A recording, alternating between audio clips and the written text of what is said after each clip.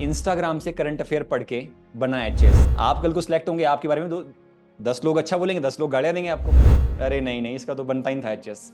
ये कैसे बन गया यार? मैं तो पैदा ही हुआ था देशभक्ति के लिए, ठीक है। मेरे तो खून में ही, आप चाहे डीएनए टेस्ट कर लो। खुशी का मौका है। राहुल हमारे साथ है और राहुल ने इस बार 6th रैंक अचीव किया है और इनको तहसीलदार की पोस्ट मिली है। तो ये एक जैसे अचीवमेंट है ना, लाइफ में इतना मेहनत किया एंड अब एक रिजल्ट जब मिलता है तो जब भी कोई टॉपर बनता है तो हम क्यों, जैसे ये इंटरेक्शन की एक बात होती है ना कि क्यों आगे बात करना, कि हर एक इंसान का ना एक अपना एक्सपीरियंस है, एक उनकी अपनी लर्निंग है ना, उनकी एक जर्नी है। तो पहले तो ये कि हमें ये समझ आए कि देखो यार हमारे जैसे ही लोग हैं है ना, जो मेहनत करते हैं और कैसे बस देखो इंपॉर्टेंट क्या है कि है तो हमारे जैसे, पर वो मेहनत उन्होंने कैसे करी, उनकी एक स्ट्रैटेजी कैसे थी है ना, उन्होंने किस तरीके से ना स्टेप बाय स्टेप चीजों को स्टार्ट किया, फिर उस पर वर्क किया है ना, उन्होंने क्या क्या चैलेंजेस फेस किए है ना, और उसको उन्होंने कैसे रिड्रेस किया है ना, ये सब जो बातें हैं है ना, आज राहुल आपके साथ करेंगे। अब यहाँ पर ये चीज रही इसमें एक पर्सनल एक्सपीरियंस और एक हमारे लिए एडवांटेज क्या है कि इन्होंने पहले देखो जैसे सब तैयारी करते हैं, तैयारी करी है, फिर साथ में फिर पढ़ाया भी है ना, और एक लंबा अरसा रहा कि इन्होंने टीच भी किया है, पहले पढ़े फिर पढ़ाया, तो एक जो होता है कि ज्यादा होलिस्टिक पर्सपेक्टिव इनके पास है। तो इनको वो समझ है कि हाँ, कि तैयारी वाला पर्सपेक्टिव भी, फिर वो पढ़ाने वाला पर्सपेक्टिव भी, और कैसे चीजों को है ना इम्प्रूव अपॉन किया जाए ना। आप आंसर राइटिंग में भी देखोगे तो बहुत अच्छे एक ना एक मेच्योर तरीका कैसे लिखा जाए है ना, उसके बारे में एक बहुत है ना एक्सपीरियंस इनका अच्छा है। और फर्दर जैसे हम कहेंगे इसे इंटरव्यू, तो ये तीनों एस्पेक्ट्स पे आपके साथ प्रॉपरली डिस्कस करेंगे। आपके फिर कोई क्वेश्चन है, आपको ऐसा लगता है ना क्योंकि हम तैयारी कर रहे हैं तो उसके लिए कि आप अपनी स्ट्रेटेजी को और बेटर कैसे कर सके, तो ये डिस्कशन आज है ना यहाँ पर होगा ना। तो हम ओवर टू यू सर। ये चल। Thank you so much sir.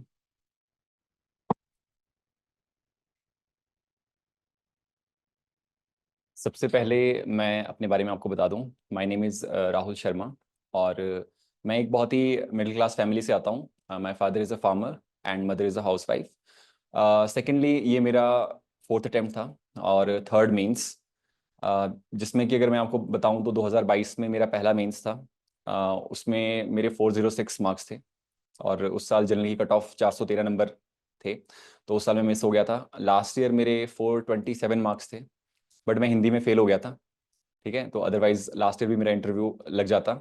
इस साल फॉर्चुनेटली मेंस हो गया और साथ ही साथ मुझे रैंक 6 भी मिली। तो देखो, बाकी तो आप लोगों ने इतना सब कुछ सुना है, यूट्यूब पे बहुत सारी चीज़ें हैं, मैं उन ट्रेडिशनल चीज़ों पे बात नहीं करूंगा। मैं बस आपको ये चीज़ें बताना चाहूँगा कि कैसे हमें थोड़ा सा ना अलग हटके, जैसा रमन सर ने आपको भी बताया कि मैं एक स्टूडेंट भी था और साथ साथ एक टीचर भी रहा हूँ, मैंने पढ़ाया भी है। सो मैं दोनों पर्सपेक्टिव से चीज़ें समझता हूँ और आप लोगों को भी कहीं ना कहीं इन दोनों पर्सपेक्टिव से चीज़ें देखनी चाहिए। हमेशा पढ़ना ही ज़रूरी नहीं है कि आप सिर्फ पढ़ ही रहे हैं। You have to think of the sometimes of the examiners mind also, कि एग्जामिनर क्या सोच रहा है, वो कैसे पेपर बना रहा है, वो कैसे क्वेश्चंस पूछ रहा है। अगर आप उसके माइंड को रीड नहीं कर रहे हो, then how can you crack the exam. चलो आप प्रीलिम्स क्रैक कर लोगे, लेकिन फॉर मेंस आपको थोड़ी सी अप्रोच अपनी कंसाइज रखनी पड़ेगी। एंड फॉर इंटरव्यू, इंटरव्यू में तो आपको पढ़ा हुआ कुछ नहीं आता और मैटर भी नहीं करता है। मान लो मैं इंटरव्यू में, फॉर एग्जांपल इस बार मेरा इंटरव्यू अबाउट 30 मिनट्स का हुआ। तो इंटरव्यू में अगर मुझे कोई क्वेश्चन नहीं आ रहा था, मैं सिंपली बोल रहा था sorry sir I don't know, but I will read about it. ठीक है, तो सिंपली आप मना कर दो, क्योंकि वहां पे आपका नॉलेज टेस्ट नहीं होता है। ठीक है, वहां पे आपका किस चीज का टेस्ट है, that is your personality test, कि आप अपने आप को कैसे एक्सप्रेस कर रहे हो। अगर आपको कोई चीज नहीं आ रही है तो आप कैसे रिएक्ट कर रहे हो, आप डर रहे हो, आप स्माइल के साथ आंसर दे रहे हो, ठीक है। आपसे कोई इनफॉर्मल तरीके से बात कर रहा है, ठीक है। अब मान लो कोई बोर्ड का मेंबर मुझसे इनफॉर्मल तरीके से बात कर रहा है, लेकिन आप तो फॉर्मल तरीके से आंसर देने के लिए आए हो और आपने तैयारी भी वैसे की होती है, ठीक है, लेकिन वहां पे कुछ अलग ही चीज हो जाती है अंदर। तो फिर आप उस टाइम पे कैसे आंसर देते हो और उस कम टाइम में सोच के, तो वो मुझे लगता है ज्यादा मैटर करता है। और ये चीजें कहाँ से आती है, ये चीजें आती है जब आपका स्टार्टिंग से ही नेचर ऐसा बन जाता है, ठीक है। मतलब थोड़ा, अब वैसे भी एग्जाम का नेचर वैसा नहीं है क्रैमिंग वाला, तो मैं वही कहूँगा कि थोड़ा सा हटके अब थोड़ा सा सोचने की ज़रूरत है, और अपने दिमाग को पूरा खोल के डायमेंशंस वगैरह हर चीज़ मतलब सोच के फिर अब पेपर वैसा हो चुका है, क्योंकि अब कंप्लीटली यूपीएससी पैटर्न है। इस बार हमने मेंस दिया तो सभी के लिए शौक था कि जीएस 1 में जो 12 नंबर के क्वेश्चन थे उसमें 2.5 पेज आ गए, ठीक है। अदरवाइज हमने तैयारी की थी कि 2 पेज के आ जाएगा मार्क्स, ठीक है। तो 8 नंबर के लिए 1.5 पेज थे और 12 नंबर के लिए हमने 2 पेज में तैयारियां की थी, लेकिन वहां पे आधा पेज एक्स्ट्रा आ गया। तो 10 क्वेश्चन में आधा पेज का मतलब है 5 पेज एक्स्ट्रा आ गए। तो 5 पेज अगर एक्स्ट्रा आ गए तो वहां पे आप किसी को कंप्लेन नहीं कर सकते। अगर आप वहां ऐसे बोलोगे ना कि नहीं यार इसमें एग्जामिनर की गलती है, तो ये आपका कंप्लेनिंग एटीट्यूड है, फिर तो आप ऑफिसर बन ही नहीं सकते। आपका एटीट्यूड क्या होना चाहिए कि जो भी सिचुएशन है उसको एक्सेप्ट करो और अब उसमें कैसे करना है। तो मुझे याद है कि GS 1 में ऑलमोस्ट सभी का GS 1 छूटा था, लेकिन मेरा GS 1 15 मिनट पहले हो गया। बाकी सभी का GS 1 छूटा था, एक क्वेश्चन आधा क्वेश्चन छूटा ये सबका। चाहे जो सिलेक्ट भी हुए, मेरी उनसे भी बात हुई है तो मैक्सिमम ने बोला कि यार हाँ थोड़ा सा 1-2 क्वेश्चन रह गया था। उसके पीछे रीजन क्या है कि वो प्रिपेयर ही नहीं था कोई इस चीज के लिए। अब मैं भी कोई प्रिपेयर नहीं था, लेकिन जब मैंने 1 घंटे में मेरे 8 नंबर के 10 क्वेश्चन हो गए, उसके बाद मेरे पास 2 घंटे रफली थे या 1 घंटा 40 मिनट, तो मैं उसमें थोड़ा पैनिक हो गया कि यार ये कैसे, अब 2.5 पेज दे दिए इन्होंने, ठीक है। तो मैंने अपनी स्पीड वैसे बना ली अब कि अब मैंने फास्ट लिखना है और उस हिसाब से मैं रुकूंगा नहीं कहीं भी बीच में। तो मैंने अपनी स्ट्रेटेजी बना ली उस 1 मिनट के अंदर अंदर, और फिर मैंने पीछे मुड़ के नहीं देखा। तो ऐसा ही एटीट्यूड होना चाहिए कि आप, क्योंकि ऑफकोर्स आप ऐसी पोस्ट पे जाओगे जहां पे आपकी डिसीजन मेकिंग बहुत स्ट्रांग होगी। अगर वो आप वहां पे सोचने लग गए, ठीक है, पूछने लग गए कि नहीं ठीक है मैं पूछ के बताता हूँ आपको, तो फिर क्या पर्सनैलिटी आपकी रिफ्लेक्ट होगी, ठीक है। क्योंकि कल को आप कुछ भी बनते हो, तहसीलदार बनते हो, एसडीएम बनते हो, तो क्विक डिसीजन मेकिंग आपके पास चाहिए, ठीक है, कि सर क्या करें। ठीक है, अब आपका एटीट्यूड वैसा नहीं हुआ तो फिर थोड़ा कहीं ना कहीं मिसमैच हो जाता है। तो ये सारी चीज़ें मतलब मुझे ऐसा लगा कि थोड़ा सा ये मतलब आपको थोड़ा सा इसमें काम करना पड़ेगा, जो मतलब थोड़ा हॉलिस्टिक व्यू रखेंगे तो हर चीज़ के लिए अच्छा रहेगा। बाकी अगर क्वेश्चन एयर के फॉर्म में बात करें तो ज़्यादा बेटर होगा, अगर आप कुछ पूछना चाहते हैं तो एनीवन। शर्माना क्या है, इसमें कुछ भी पूछ लो। देखो यार, अब मैं भी अपने आप को सेमी वर्कर ही कहूंगा कि मैं भी पढ़ाता ही था। तो ऐसा तो है नहीं कि मतलब एक तरह से, बस इसमें फ़ायदा ये हो जाता था कि जो मैं पढ़ाता था तो वो एटलीस्ट मैं मेरा स्टडी से रिलेटेड ही था, ठीक है। लेकिन इसमें मैं आपको और बताऊंगा कि इस बार 500 कुछ बच्चों ने मेंस दिया था, 534 शायद। तो उसमें से मैं अगर ज़्यादा बोल रहा हूँ फिर भी 250 से 300 लोग तो वर्किंग थे मेंस देने, ठीक है। तो मतलब आप लोग अगर फुल फ्लैश तैयारी करने वाले हो तो कहीं ना कहीं आप लोगों को इस पे सोचना चाहिए कि हमारे से हम कहाँ पीछे रह रहे हैं, हम कहाँ पे मिस कर रहे हैं।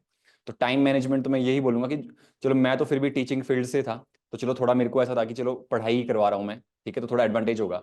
लेकिन वो बंदे जो कोई और जॉब कर रहे हैं, मान लो कोई बैंक में जॉब कर रहा है, ठीक है, या कोई कोई क्लर्क है, ठीक है, सेक्रेटरीट में क्लर्क है, तो वो बहुत हेक्टिक जॉब्स हैं ये, ठीक है। उसके बाद वो टाइम निकाल रहे हैं पढ़ने के लिए, प्री भी निकाल रहे हैं, ठीक है। चलो मेंस अलग बात है, पर प्री निकाल के मेंस तक तो पहुंच रहे हैं।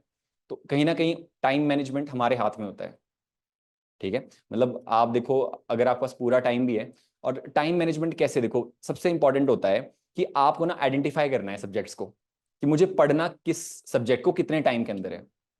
ये मुझे ऐसा लगता है कि थोड़ा सा ना कहीं मेजोरिटी ऑफ द स्टूडेंट्स को ऐसा रहता है कि पता नहीं यार हो पाएगा नहीं हो पाएगा, सिलेबस इतना ज़्यादा है। अभी आप प्री में अगर इतने कंफ्यूज हो गए तो मेंस का सिलेबस तो बहुत ज़्यादा है।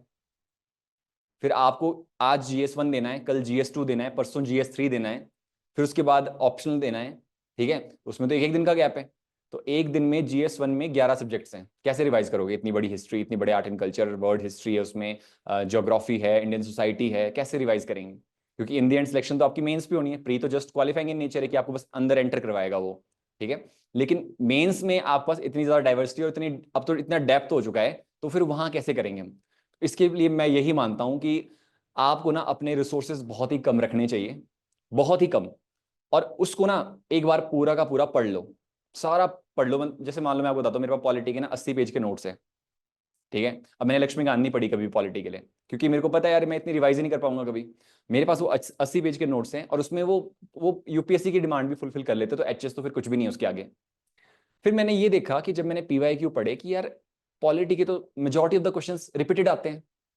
पॉलिटी में तो अगर मैं पूरी दिन रात तो मतलब पॉलिटी में आप टाइम दे रहे हैं तो फिर मतलब आप बेवकूफ है, मैं बेवकूफ हूं अगर मैं पॉलिटी में पूरा अपना दिन लगा रहा हूं। ये कब सोचोगे आप? जब एग्जामिनर के माइंडसेट से चलोगे, अपने माइंडसेट से नहीं चलना है, ठीक है। अब मान लो मेरा हिस्ट्री ऑप्शनल है, तो मैं हिस्ट्री पढ़ता रहूं दिन रात, तो फिर कैसे बनेगी बात? बाकी भी तो पढ़ना पड़ेगा ना। ठीक है। हाँ, जैसे मैं ये बोल सकता हूँ कि जैसे थोड़ा मेरा ज्योग्राफी, मैंने इतना नहीं पढ़ा क्योंकि ज्योग्राफी में पूरा छोड़ देता था। मैं ज्योग्राफी में सिर्फ मैप पढ़ता था, क्योंकि मैप से हो जाता है, तो मैंने ज्योग्राफी कभी पढ़ा ही नहीं। मतलब अगर आप मेरे से ये भी पूछोगे कि भाई लॉन्गिट्यूड लैटिट्यूड, तो मैं नहीं बता पाऊंगा।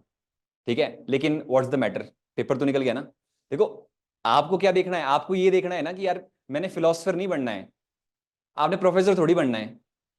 ब्यूरोक्रेट के अंदर क्वालिटी क्या होती है कि उसको ना हर चीज के बारे में थोड़ा थोड़ा पता होता है।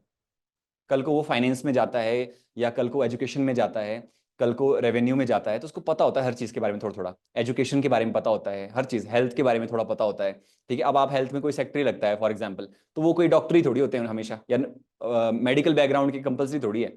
हो सकता है वो आर्ट्स बैकग्राउंड का, वो बीकॉम बैकग्राउंड का हो। ठीक है, लेकिन फर्क, एडवांटेज क्या होता है ब्यूरोक्रेट के पास, कि उसके पास ना सब चीजों की नॉलेज होती है। तो ये चीजें आप सीखोगे विद द टाइम। ठीक है, इसलिए मैं बोलता हूँ कि हमेशा पीवाईक्यू पढ़ो और एग्जाम ओरिएंटेड स्टडी करो, रादर देन कि आप बिल्कुल ही ऐसे रहो कि नहीं यार मैंने तो ज्योग्राफी पूरी रात पढ़ना है। या ऐसे नहीं बोल रहा हूँ कि ज्योग्राफी छोड़ ददो, पर मैं ये बोल रहा हूँ कि कुछ स्ट्रेटेजीज तो निकालनी पड़ेगी यार। देखो, कुछ चीजें तो आपको कट ऑन करनी पड़ेगी, तभी तो जाके कहीं ना कहीं आप अपने इसमें सोच पाओगे कि किस तरह से आपको चीजें अचीव करनी है, ये सारी चीजें। तो टाइम लिमिट, मेरे को ऐसा लगता है कि टाइम हमारे ऊपर है। मेरे को मान लो किसी चीज को पढ़ने में 2 घंटे लगते हैं, तो मैं बोल ही नहीं सकता कि आप इतने घंटे पढ़ो। हो सकता है आपको उसको पढ़ने में 3 घंटे लगे, या कोई और शार्प वो 1 घंटे में ही पढ़ लेता हो पूरा। ये तो इंडिविजुअल टू इंडिविजुअल डिपेंड करता है, और हर बंदे के पास टाइम भी लिमिटेड है उसके हिसाब से। ठीक है, तो वो मैं नहीं मानता इसमें इतना ज्यादा पढ़ने की जरूरत है। अगर 4-5 घंटे आप पढ़ रहे हैं ना डेली, तो बहुत इनफ है, बहुत इनफ है। और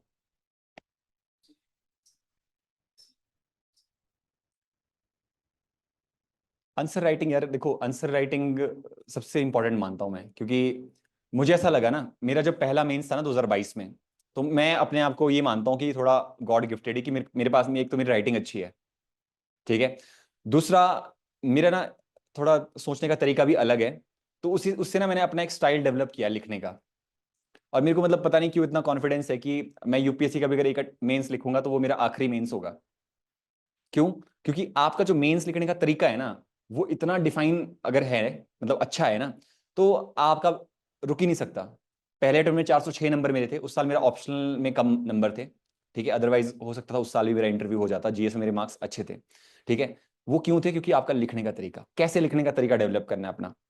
सबसे पहले आप ना, जो भी आप पढ़ रहे हो, कुछ भी पढ़ रहे हो, मान लो पॉलिटी पढ़ ली, तो उठाए जीएस 2 के पेपर। ठीक है, पॉलिटी के जो भी क्वेश्चन उसमें आए हैं, लघु लिखने। पहले रॉ लिखो जैसा लिखा जा रहा है। ठीक है, क्योंकि हमारे को होती है यूनिवर्सिटी में लिखने की आदत, वैसी वाले लिखने की आदत। ठीक है, फिर और उसको दोबारा लिखो, उसको पहले चेक कराओ ना उसको, फिर उसको दोबारा लिखो कि उसमें गलतियां क्या हुई है, फिर उसको याद करिए, फिर दोबारा लिखो। ठीक है, फिर उस चीज को फिर तीसरी बार लिखो। इससे क्या होगा कि जब आपने वो 3 बार लिख दी ना चीजें, तो वो आपको माइंड में याद हो गई। मैंने इस बार जीएस 1 में ना, मतलब मैंने इस बार सिर्फ एक ही पेपर पढ़ा, दैट इज जीएस 3। 1 और 2 मैंने बिल्कुल नहीं पढ़े। जीएस 1 में मैंने 300 क्वेश्चन बनाए बस, और वहीं से क्वेश्चन आते हैं। मैंने क्या किया, सिलेबस उठाया, हर सिलेबस पे मेरे को जो लगा, और पीवाईक्यू जैसे थे ना, इस पे क्या क्वेश्चन बन सकते हैं। ठीक है, जैसे जीएस 2 में पॉलिटी है, बेसिक स्ट्रक्चर, क्या क्वेश्चन बन सकते हैं इस पे, कि क्रिटिकल एग्जामिन करो बेसिक स्ट्रक्चर को, तो पॉजिटिव्स भी आगे, नेगेटिव्स भी आगे। ठीक है, एक ये बन सकता है कि एवोल्यूशन क्या है बेसिक स्ट्रक्चर का, क्वेश्चन की फॉर्म में लिख दो। जब क्वेश्चन आपने बना दिए, तो जब आप उसको रिवाइज करोगे ना, तो रिवाइज भी आप क्वेश्चन की फॉर्मेट में ही करोगे, और जब आप वहां लिखोगे तो लिखोगे भी क्वेश्चन की फॉर्मेट में ही। अब मैंने क्या, पहले मैंने इंट्रो लिखा है, फिर मैंने बॉडी लिखी, फिर मैंने कंक्लूजन लिखा है ना ऐसा। तो मेरे पास, हम जब बुक से पढ़ते हैं तो फिर हमारे को इंट्रो सोचनी पड़ती है, कंक्लूजन भी सोचनी पड़ती है, तो टाइम लगता है ना उसमें। लेकिन जब मैंने तैयारी क्वेश्चन किए, तो मैं उतारूंगा भी तो क्वेश्चन ही। समझो ना थोड़ा सा यार, थोड़ा सा दिमाग तो लगाना पड़ेगा ना। आप इस सर्विस में अपना दिमाग तो बिल्कुल ब्रॉड रखना पड़ेगा ना, कल को कुछ भी हो सकता है। ठीक है, अब मेरे एक मित्र है, वो नायब तहसीलदार है, तो उनके घर में एक बार गवर्नमेंट क्वार्टर्स में सांप आ गया। ठीक है, एक ऐसे एग्जांपल दे रहा हूं। तो फिर उस सिचुएशन में भी क्या करना है, वो कोई बुक में थोड़ी लिखा होगा आपका कि जीएस 2 का सिलेबस है ये। ठीक है, कि घर में सांप आए तो इस तरह से बचना है। ठीक है, ऐसा तो नहीं होता ना यार। तो मैं वही बोल रहा हूं आपको, कि वहां पे जब जॉब में आप जाओगे, तो वहां तो बहुत ही अनप्रिडिक्टेबल सिचुएशंस आनी है। ठीक है, जो आपके सामने है ना, जब आप उसको प्रिडिक्ट नहीं कर पा रहे, तो फिर बाद में कैसे हम उसको कर पाएंगे? ठीक है, मेंस का सिलेबस डिफाइंड है ना, उससे बाहर कुछ नहीं आता। तो पी जाओ उस सिलेबस को, लाइन टू लाइन उस सिलेबस को बिल्कुल नोट्स बनाओ, फिर उन पे क्वेश्चंस लिखो। ठीक है, हो ही नहीं सकता उससे बाहर क्वेश्चन आए। ठीक है, हाँ GS3 थोड़ा डायनामिक है क्योंकि करंट अफेयर उसमें आता है, तो वहां मैं ये ज्यादा सजेस्ट नहीं करूंगा। हाँ, एनवायरनमेंट में बना सकते हो, एग्रीकल्चर में बना सकते हो। स्पेस टेक में, अब स्पेस टेक में आपको पता है वही क्वेश्चन आते हैं यार, जो रिसेंटली कोई मिशन लॉन्च हुआ है तो उस पर क्वेश्चन पूछ देते हैं, या कोई टेक्नोलॉजी पे क्वेश्चन पूछ देते हैं कि कोई रिसेंटली टेक्नोलॉजी कोई, जैसे इस बार भी न्यूक्लियर टेक्नोलॉजी पे, न्यूक्लियर रिएक्टर पे आ गया था कुछ, पता नहीं न्यूक्लियर रिएक्टर टेक्नोलॉजीज पे कुछ आया था। तो वो हमारे जो भी न्यूक्लियर रिएक्टर थे स्टार्टिंग से लेके, ठीक है, प्रेशराइज्ड, फास्ट ब्रीड, वो वाले वही लिखने थे सारे। तो ये 2022 में ऑलरेडी क्वेश्चन आ चुका है। 2022 में ऑलरेडी मैंने दिया था पेपर उस साल भी, तो ऑलरेडी क्वेश्चन सेम आ चुका है, तो सोचना ही नहीं पड़ा कुछ भी। क्यों सोचना? तब मैं बोल रहा हूँ ना कि PYQ इतनी हेल्प करते हैं आपकी यार। ठीक है, अगर आपने PYQ ढंग से पढ़े हो तो ऐसा हो ही नहीं सकता कि आप ना करो, कर पाओ। ठीक है, तो आंसर राइटिंग तो करो। जिसने अभी तक बिल्कुल नहीं लिखा ना, मतलब मैं ये बोलूंगा कि लिखो, वीकेंड्स पे लिखो, सैटरडे संडे लिख लो 1-2 आंसर। ठीक है, फिर महीने में एक बार एक ऐसे भी लिख लो। ठीक है, ऐसे से ना 2 चीजें होती है ऐसे में ना, एक तो आपको ना अपनी सोच पता लगती है कि मैं सोचता कैसे हूं, क्योंकि ऐसे बड़ा लिखना होता ना, तो बड़ी भूमिका कैसे बांधते हैं आप। अब वुमेन एम्पावरमेंट में मैं बोलूंगा आपको 5 स्कीमें बता दो तो कोई भी बता देगा। ठीक है, पर वुमेन एम्पावरमेंट में ऐसे लिखना है ना आपको, तो आपको अपनी एबिलिटी का पता लगेगा कि यार नहीं, मुझ में सच में मतलब मुझे आता है ऐसे लिखना या नहीं आता है, मतलब आपको पता लगेगा कि मैं कितना डाइवर्स सोच सकता हूं। ठीक है, तो मतलब महीने में एक ऐसे जरूर लिखना चाहिए। और कुछ? हिस्ट्री ऑप्शनल के लिए यार देखो, मैंने बिल्कुल सिलेबस की लाइन टू लाइन पढ़ा। ठीक है, क्योंकि पहले तो देखो मैं अपना साइंस स्टूडेंट था, नॉन मेडिकल था मेरे पास, फिर उसके बाद मैंने BA पॉलिटिकल साइंस में की, फिर मैंने मास्टर्स हिस्ट्री में की। तो जैसे मैं BA के टाइम पे मेरे पास हिस्ट्री माइनर था और मेजर पॉलिटिकल साइंस था, तो फिर मेरा हिस्ट्री में जैसे डेवलप हुआ इंटरेस्ट थोड़ा, और मेरे को ऐसा लगा कि यार ये चीज़ें जाननी मेरे को अच्छा लगा, मेरे क्यूरियस नेचर है ना, तो फिर मेरे को ऐसा लगा कि यार क्यों ऐसा होता होगा, अर्बन प्लानिंग में कैसे फीचर्स थे उस समय IBC के टाइम पे। तो मैं बहुत पॉडकास्ट भी सुनता था।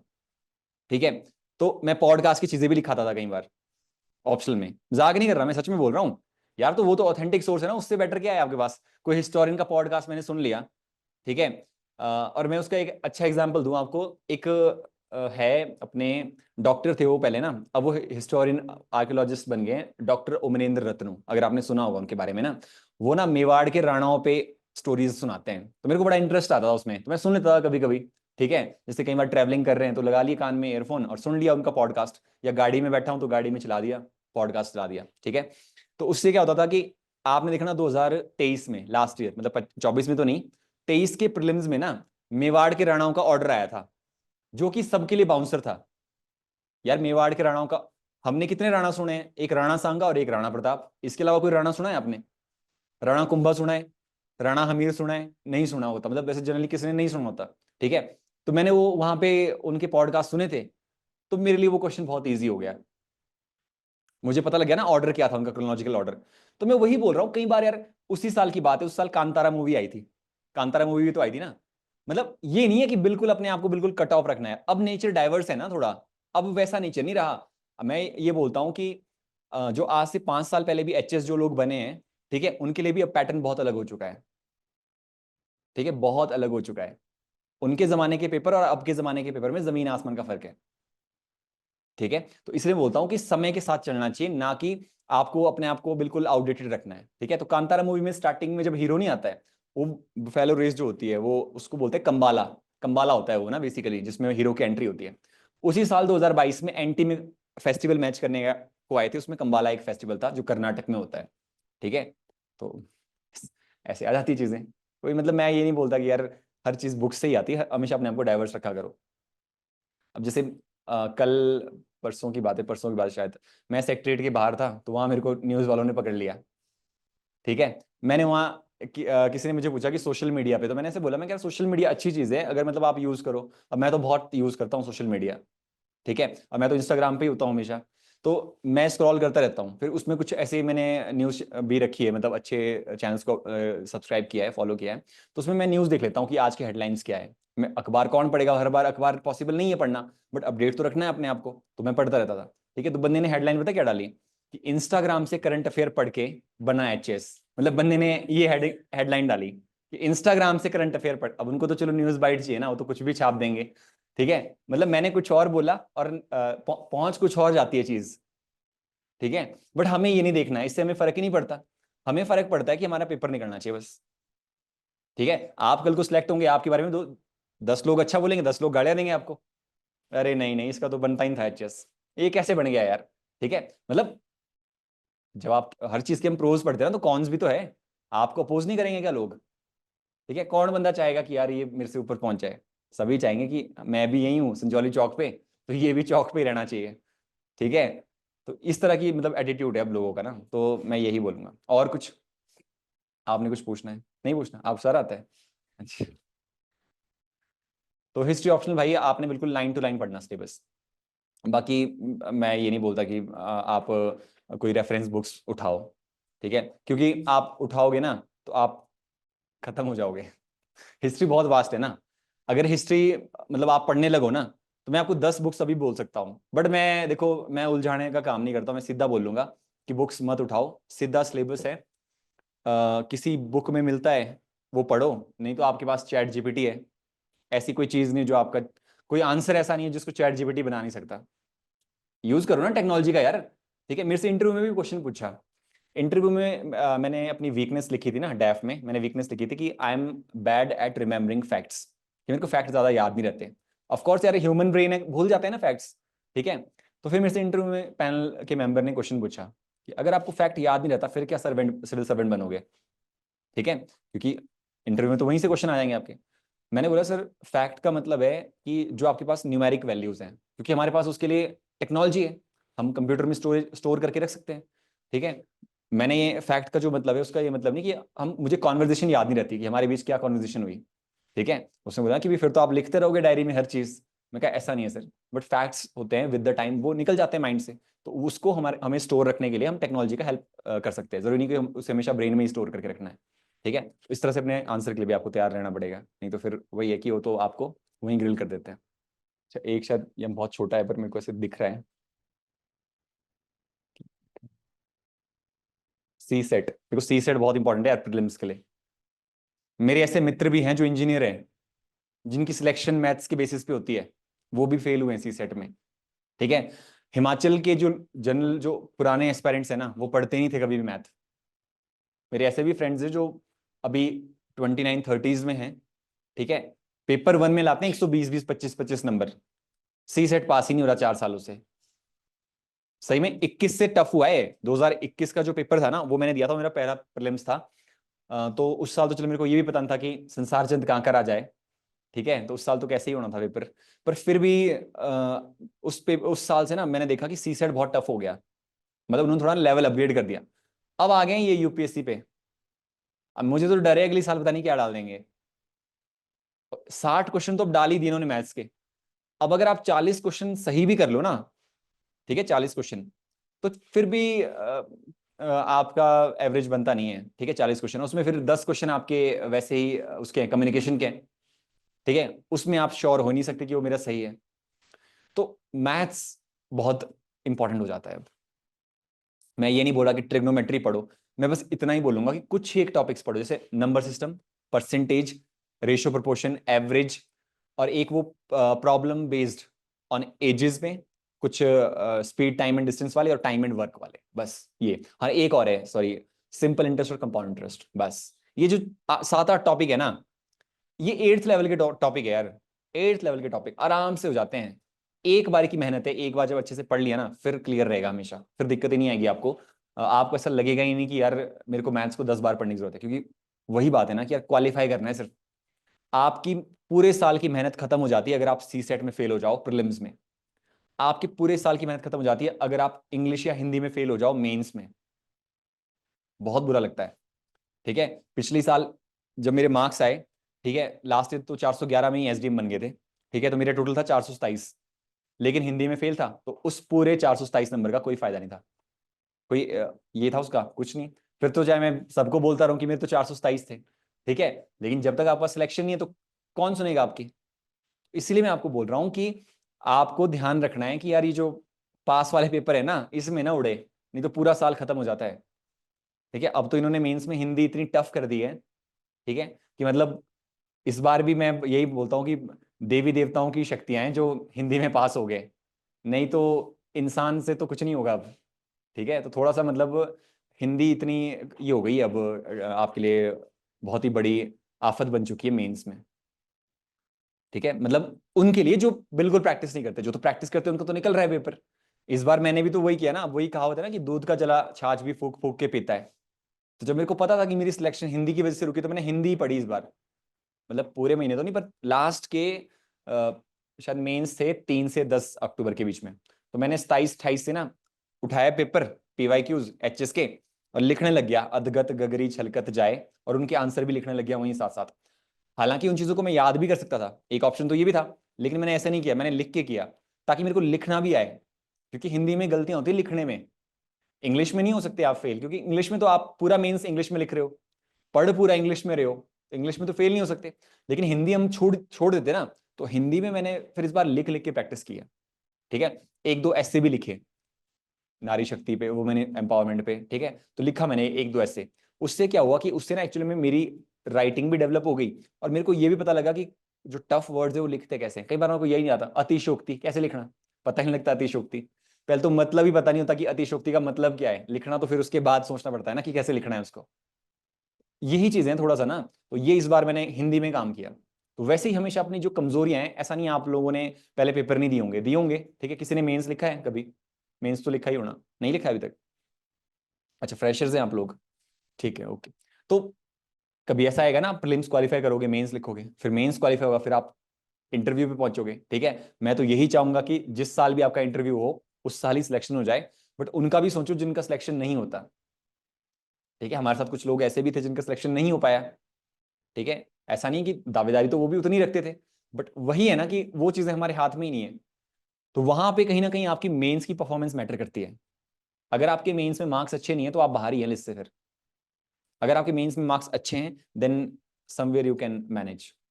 ठीक है, तो कहीं ना कहीं आप मैनेज हो जाओगे, किसी ना किसी सीट पे आप मैनेज हो जाओगे। लेकिन वही है, वो मार्क्स कैसे आएंगे, उसमें ऑप्शनल और GS का बहुत इंपॉर्टेंट रोल है आपका। यार मेरे को तो हमेशा से ही डर था, क्योंकि मेरी HPG के थोड़ी ढील उतनी ये नहीं है ना स्ट्रांग। तो मेरे को था ही कि कोई हिमाचल का क्वेश्चन ना पूछ ले, टिपिकल क्वेश्चन जो मैं बता ही ना पाऊँ, किसी राजा की हिस्ट्री पूछ लें तो वो मैं नहीं आंसर कर पाऊंगा। ठीक है, तो पर मैं उसके लिए प्रिपेयर था कि यार मैं मना कर दूंगा, फैक्चुअल क्वेश्चन मना कर सकते हैं। ठीक है, तो मेरे से पूछा कि आपका हिस्ट्री ऑप्शनल है, मैं कहा यस सर, मेरे को हिस्ट्री ऑप्शनल क्वेश्चन पूछने में कोई दिक्कत नहीं है। तो उन्होंने पूछा कि 1857 की क्रांति के समय हिमाचल के जो स्वतंत्रता सेनानी थे ना उनके नाम बताओ। यहाँ इंडिया के याद नहीं रहते, उन्होंने हिमाचल के पूछ लिए। ठीक है, चलो इंडिया के पूछते तो हिस्ट्री ऑप्शन मेरे को पता है कि मैं झांसी की रानी बोल देता, बेगम हजरत महल, नाना साहिब बोल देता, बट हिमाचल के पूछ लिए तो वो मैं आंसर नहीं कर पाया। फिर वहां पे एक एक्सपर्ट थे, 2 एक्सपर्ट थे उसमें, उनके क्वेश्चंस भी, एक जो एक्सपर्ट थे वो may be he is a psychologist होंगे मे बी। ठीक है, तो उनके क्वेश्चन ही वैसे थे। तो उनका पहला ही क्वेश्चन था, व्हाट आर लीडरशिप थ्योरीज। अभी किसको पता होती है यार, कौन याद करके थोड़ी जाता कोई लीडरशिप थ्योरीज क्या है। वो तो वही बात है ना, उनका एक्सपर्टीज है उनकी उसमें। ठीक है, अब मान लो मैंने आपसे क्वेश्चन पूछने हैं, मैं जिन सब्जेक्ट्स में एक्सपर्ट हूं मैं उसी से पूछूंगा। ठीक है, और मैं, अब जरूरी नहीं है कि जिन सब्जेक्ट्स में मैं एक्सपर्ट हूं उसमें आप भी एक्सपर्ट हो। मान लो इस बार अगर कोई मेरे से ज्योग्राफी का क्वेश्चन पूछ ले तो मैं उसमें एक्सपर्ट नहीं हूं। अगर आप सिंपल पूछोगे कि मानसून के बारे में बताओ, मैं मना कर दूंगा कि sorry sir I don't know. ठीक है, मेरे को नहीं पता मानसून के बारे में भाई। ठीक है, लेकिन बेसिक चीजें पता है कि जो होती है, मतलब लिखने लायक मेरे को पता है, बट मैं अच्छे से एक्सप्लेन नहीं कर सकता, तो मैं मना कर देता हूँ। ठीक है, तो वैसे ही मैं उसके लिए तैयार था, तो वो क्वेश्चन मेरे को ऐसा लगा कि उसका आंसर मैं नहीं दे पाया, और लीडरशिप थ्योरीज। फिर उन्होंने एक और क्वेश्चन पूछा, what is the difference between intellectual integrity and the moral integrity. इनके बीच में क्या फर्क है, क्योंकि मैंने अपने उसमें ना डैफ में इंटीग्रिटी लिखा हुआ था कि I am very hard working, ठीक है, possess qualities like integrity probity, तो इस तरह से, तो वहां ढंग से लिखना होता है। ठीक है, मेरा एक दोस्त है वो SDM लग गया वो तो उससे उसको पता क्या पूछा, उसको बोला कि इंटीग्रिटी को हिंदी में लिख के दिखा सामने बोर्ड में। ठीक है, तो बोर्ड में लिखना पड़ा उसको इंटीग्रिटी, और लिखा ही नहीं गया उससे। पर इसके नंबर नहीं, ऐसा नहीं होता ना यार, वो जस्ट आपका कॉन्फिडेंस देखते हैं। जरूरी नहीं इंटीग्रिटी की हिंदी पता नहीं क्या ही होती होगी, तो मेरे को भी नहीं पता है हिंदी में क्या बोलते होंगे, बट अगर आप इंटीग्रिटी हिंदी में ही लिख दो ना तो भी चल पड़ता है, कोई दिक्कत नहीं है। नॉलेज थोड़ी चेक कर रहे हो आपका, वो तो चेक कर रहे हैं कि आप अंडर प्रेशर। अब मेरे को भी दो तीन क्वेश्चंस दिए सिचुएशन बेस्ड क्वेश्चन, उसमें बहुत प्रेशराइज किया कि मैं अपना स्टांस बदल दूं, पर वही है ना, स्टांस ही तो बदलना नहीं है। मैंने बोल दिया कि सर मैं यही करूंगा, पक्का यही करेगा, ऐसा हो ही नहीं सकता। ठीक है, मतलब इस तरह से वहां पे आपके ऊपर प्रेशर बनाया जाता है अंदर। ठीक है, जो हम बाहर इंटरव्यू देते हैं ना, मॉक इंटरव्यू, वो तो कुछ भी नहीं है, वो तो अंदर के कंपैरिजन में तो बहुत ही लाइट है। तो आपने थोड़ा सा इन चीजों का भी ध्यान रखना है कि जरूरी नहीं होता है कि हमारे जैसी हम तैयारी करके जाते हैं वैसा ही हमारे साथ होता है अंदर जाते ही। अब हम क्या सोचते हैं कि हमारे से पूछेंगे चलो भाई इंट्रोड्यूस करो अपने आप को, हम फॉर्मल तरीके से तो यही जो मॉक इंटरव्यू थे उसमें क्या होता है स्टार्टिंग में, ओके इंट्रोड्यूस योरसेल्फ राहुल। ठीक है, तो फिर आप अपने आप की इंट्रोडक्शन, वहां थोड़ी थी इंट्रोडक्शन, हाँ भाई डायरेक्ट ही क्वेश्चन शुरू जहां से आपने सोचा भी नहीं होता है। आप सोच ही नहीं सकते कि ऐसे क्वेश्चन आपसे पूछे जा सकते हैं। ठीक है, आप तो हमेशा फॉर्मल आंसर तैयार करके आते हो कि yes sir, okay sir, I will do this, ये चीजें नहीं चलती अंदर। ठीक है, अंदर देखो आंसर देने का तरीका तो यही है, देना तो इस तरह से ही पड़ेगा, लेकिन उनका क्वेश्चन बहुत अलग होगा। ठीक है, अब मैं एक और एग्जांपल देता हूँ, जैसे कुछ ना पटवारी को लेके बात चली। मैं ऐसे ही बात कर रहा था कि सर थोड़ा ग्राउंड लेवल में ना मतलब पटवारी जो है सर्टिफिकेट बनाने में थोड़ा डिले करते हैं, कि मतलब कई बार बोलते हैं हम फील्ड में हैं, तो अगर मान लो कोई बेसिक सर्टिफिकेट भी बनाना हो, कैरेक्टर बनाना हो किसी ने, तो कई बार ना दिक्कत आ जाती है। ठीक है, तो फिर उसने बोला तो पैसे देने थे ना फिर, ऐसे बोला मेरे को, तो पैसे देने थे जल्दी बनता है। अब आप इसके लिए तैयार हो क्या कि ऐसा क्वेश्चन पूछेंगे आपसे इंटरव्यू में, ऐसे बोलेंगे आपको, अरे दिए होने तूने पैसे यार, ऐसा तो हो ही नहीं सकता। मैं कहा सर नहीं दिए हैं। अरे नहीं नहीं ऐसा हो ही नहीं सकता, बिना पैसे के तो बनेगा नहीं तेरा सर्टिफिकेट। मैं कहा नहीं सर, मैंने पूरा प्रॉपर टाइम लिया जितना उन्होंने लिया, ठीक है, बट मैंने उनको पैसे नहीं दिए। ठीक है, आपको भी अपनी बात रखनी है, लेकिन वो भी अपनी बात रखेंगे। ठीक है, वो भी अपनी बात रखेंगे। फिर वहां पे एक मैम थे, may be she is an IAS, तो आईएएस होंगे वो, तो मैंने वहां पे एक सजेशन दिया उनको, तो उनको वो बहुत अच्छा लगा। तो मैंने सर्टिफिकेट को लेके पूछा, उन्होंने उन्होंने मेरे से पूछा कि आपने ई डिस्ट्रिक्ट से क्यों नहीं भरा, उनको लगा ना कि मैं ऐसे चला गया भरने। मैंने बोला, मैं कहा मैम ई डिस्ट्रिक्ट से ही भरा है, उसमें टाइम कई बार लग जाता है, और उसमें मैम एक फ्लॉ है जो मैं आपको बताना चाहूंगा। तो फिर मैम ने बोला कि हाँ यस बताओ क्या फ्लॉ है। तो मैंने बताया मैम को कि मैम जैसे कई बार जब हम फॉर्म भरते हैं तो पहले वो पटवारी के पास जाता है, फिर पटवारी से डीलिंग हैंड के पास जाता है, फिर डीलिंग हैंड से आगे एनटी या तहसीलदार के पास जाता है कोई भी पर्टिकुलर फॉर्म। तो मैंने उनको बोला कि मैम अगर कोई एनटी या तहसीलदार उस पर्टिकुलर किसी भी सर्टिफिकेट पे कोई ऑब्जेक्शन रेज करते हैं कि भाई ये डॉक्यूमेंट नहीं है इसमें, वो फिर से वापस रिवर्ट होता है, फिर हम फिर से ईडिस से भरते हैं, और फिर से वो पटवारी के पास जाता है, फिर से डीलिंग हैंड के पास जाता है, फिर जाता है एनटी के पास। मैम ये बहुत टाइम कंज्यूमिंग प्रोसेस है, तो हमें क्या करना है कि अगर एनटी की ऑब्जेक्शंस है तो डायरेक्ट वापस एनटी के पास ही जाए, ये बीच में जो पटवारी और डीलिंग हैंड वाला चैनल है ना, ये खत्म हो फॉर द सेकंड टाइम। तो मैम को ये चीज अच्छी लगेगी, यस। फिर उन्होंने बोला कि thank you for the suggestion, हम इस पे काम करेंगे। तो इस तरह की चीजें जो जेन्युइन चीजें हैं ना, वो बोलनी होती है वहां पे। आप सोचोगे कि नहीं मैं खुद से प्रिपेयर करके जाऊंगा कुछ यार, ऐसी बातें बोल दूंगा कि सर या मैम मैं तो पैदा ही हुआ था देशभक्ति के लिए।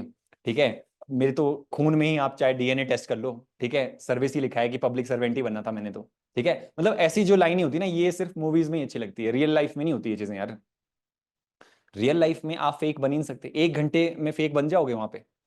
ठीक है, 10 मिनट मान लो आपने फेक बन भी गए कि मैं ऐसा हूं मैं वैसा हूं, ठीक है, मैं बहुत केयर करता हूं लोगों की, लेकिन अगर आप केयर करते नहीं हो वो चेक कर लेंगे वहां पे आपको कि कितना केयरिंग है बंदा।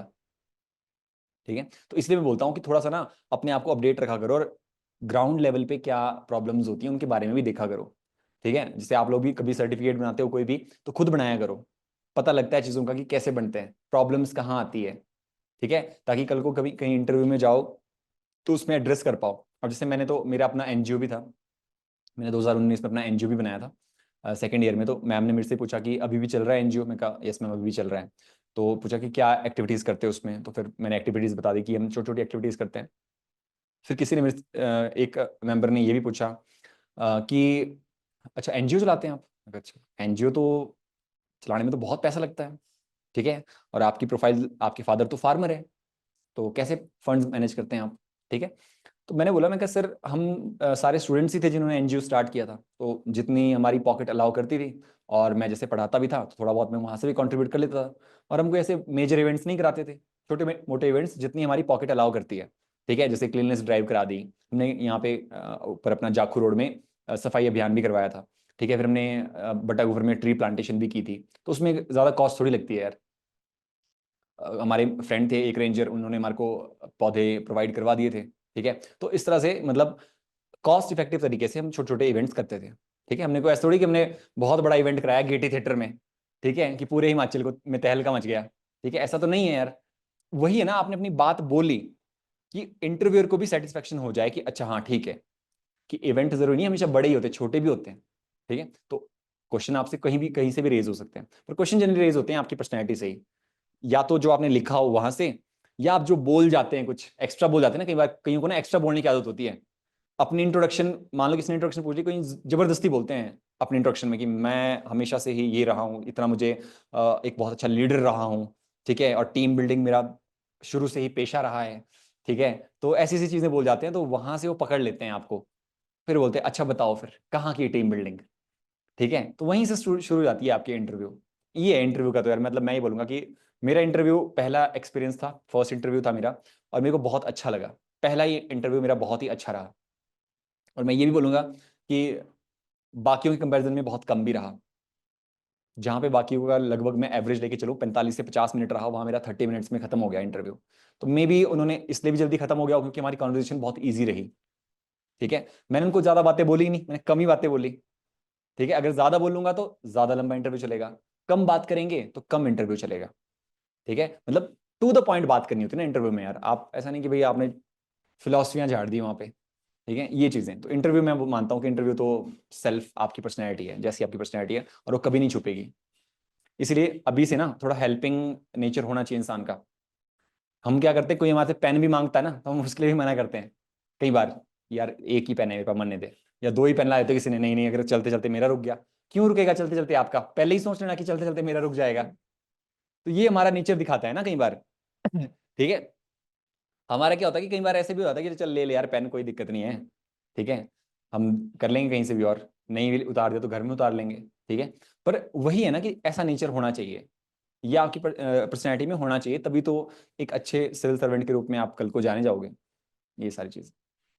और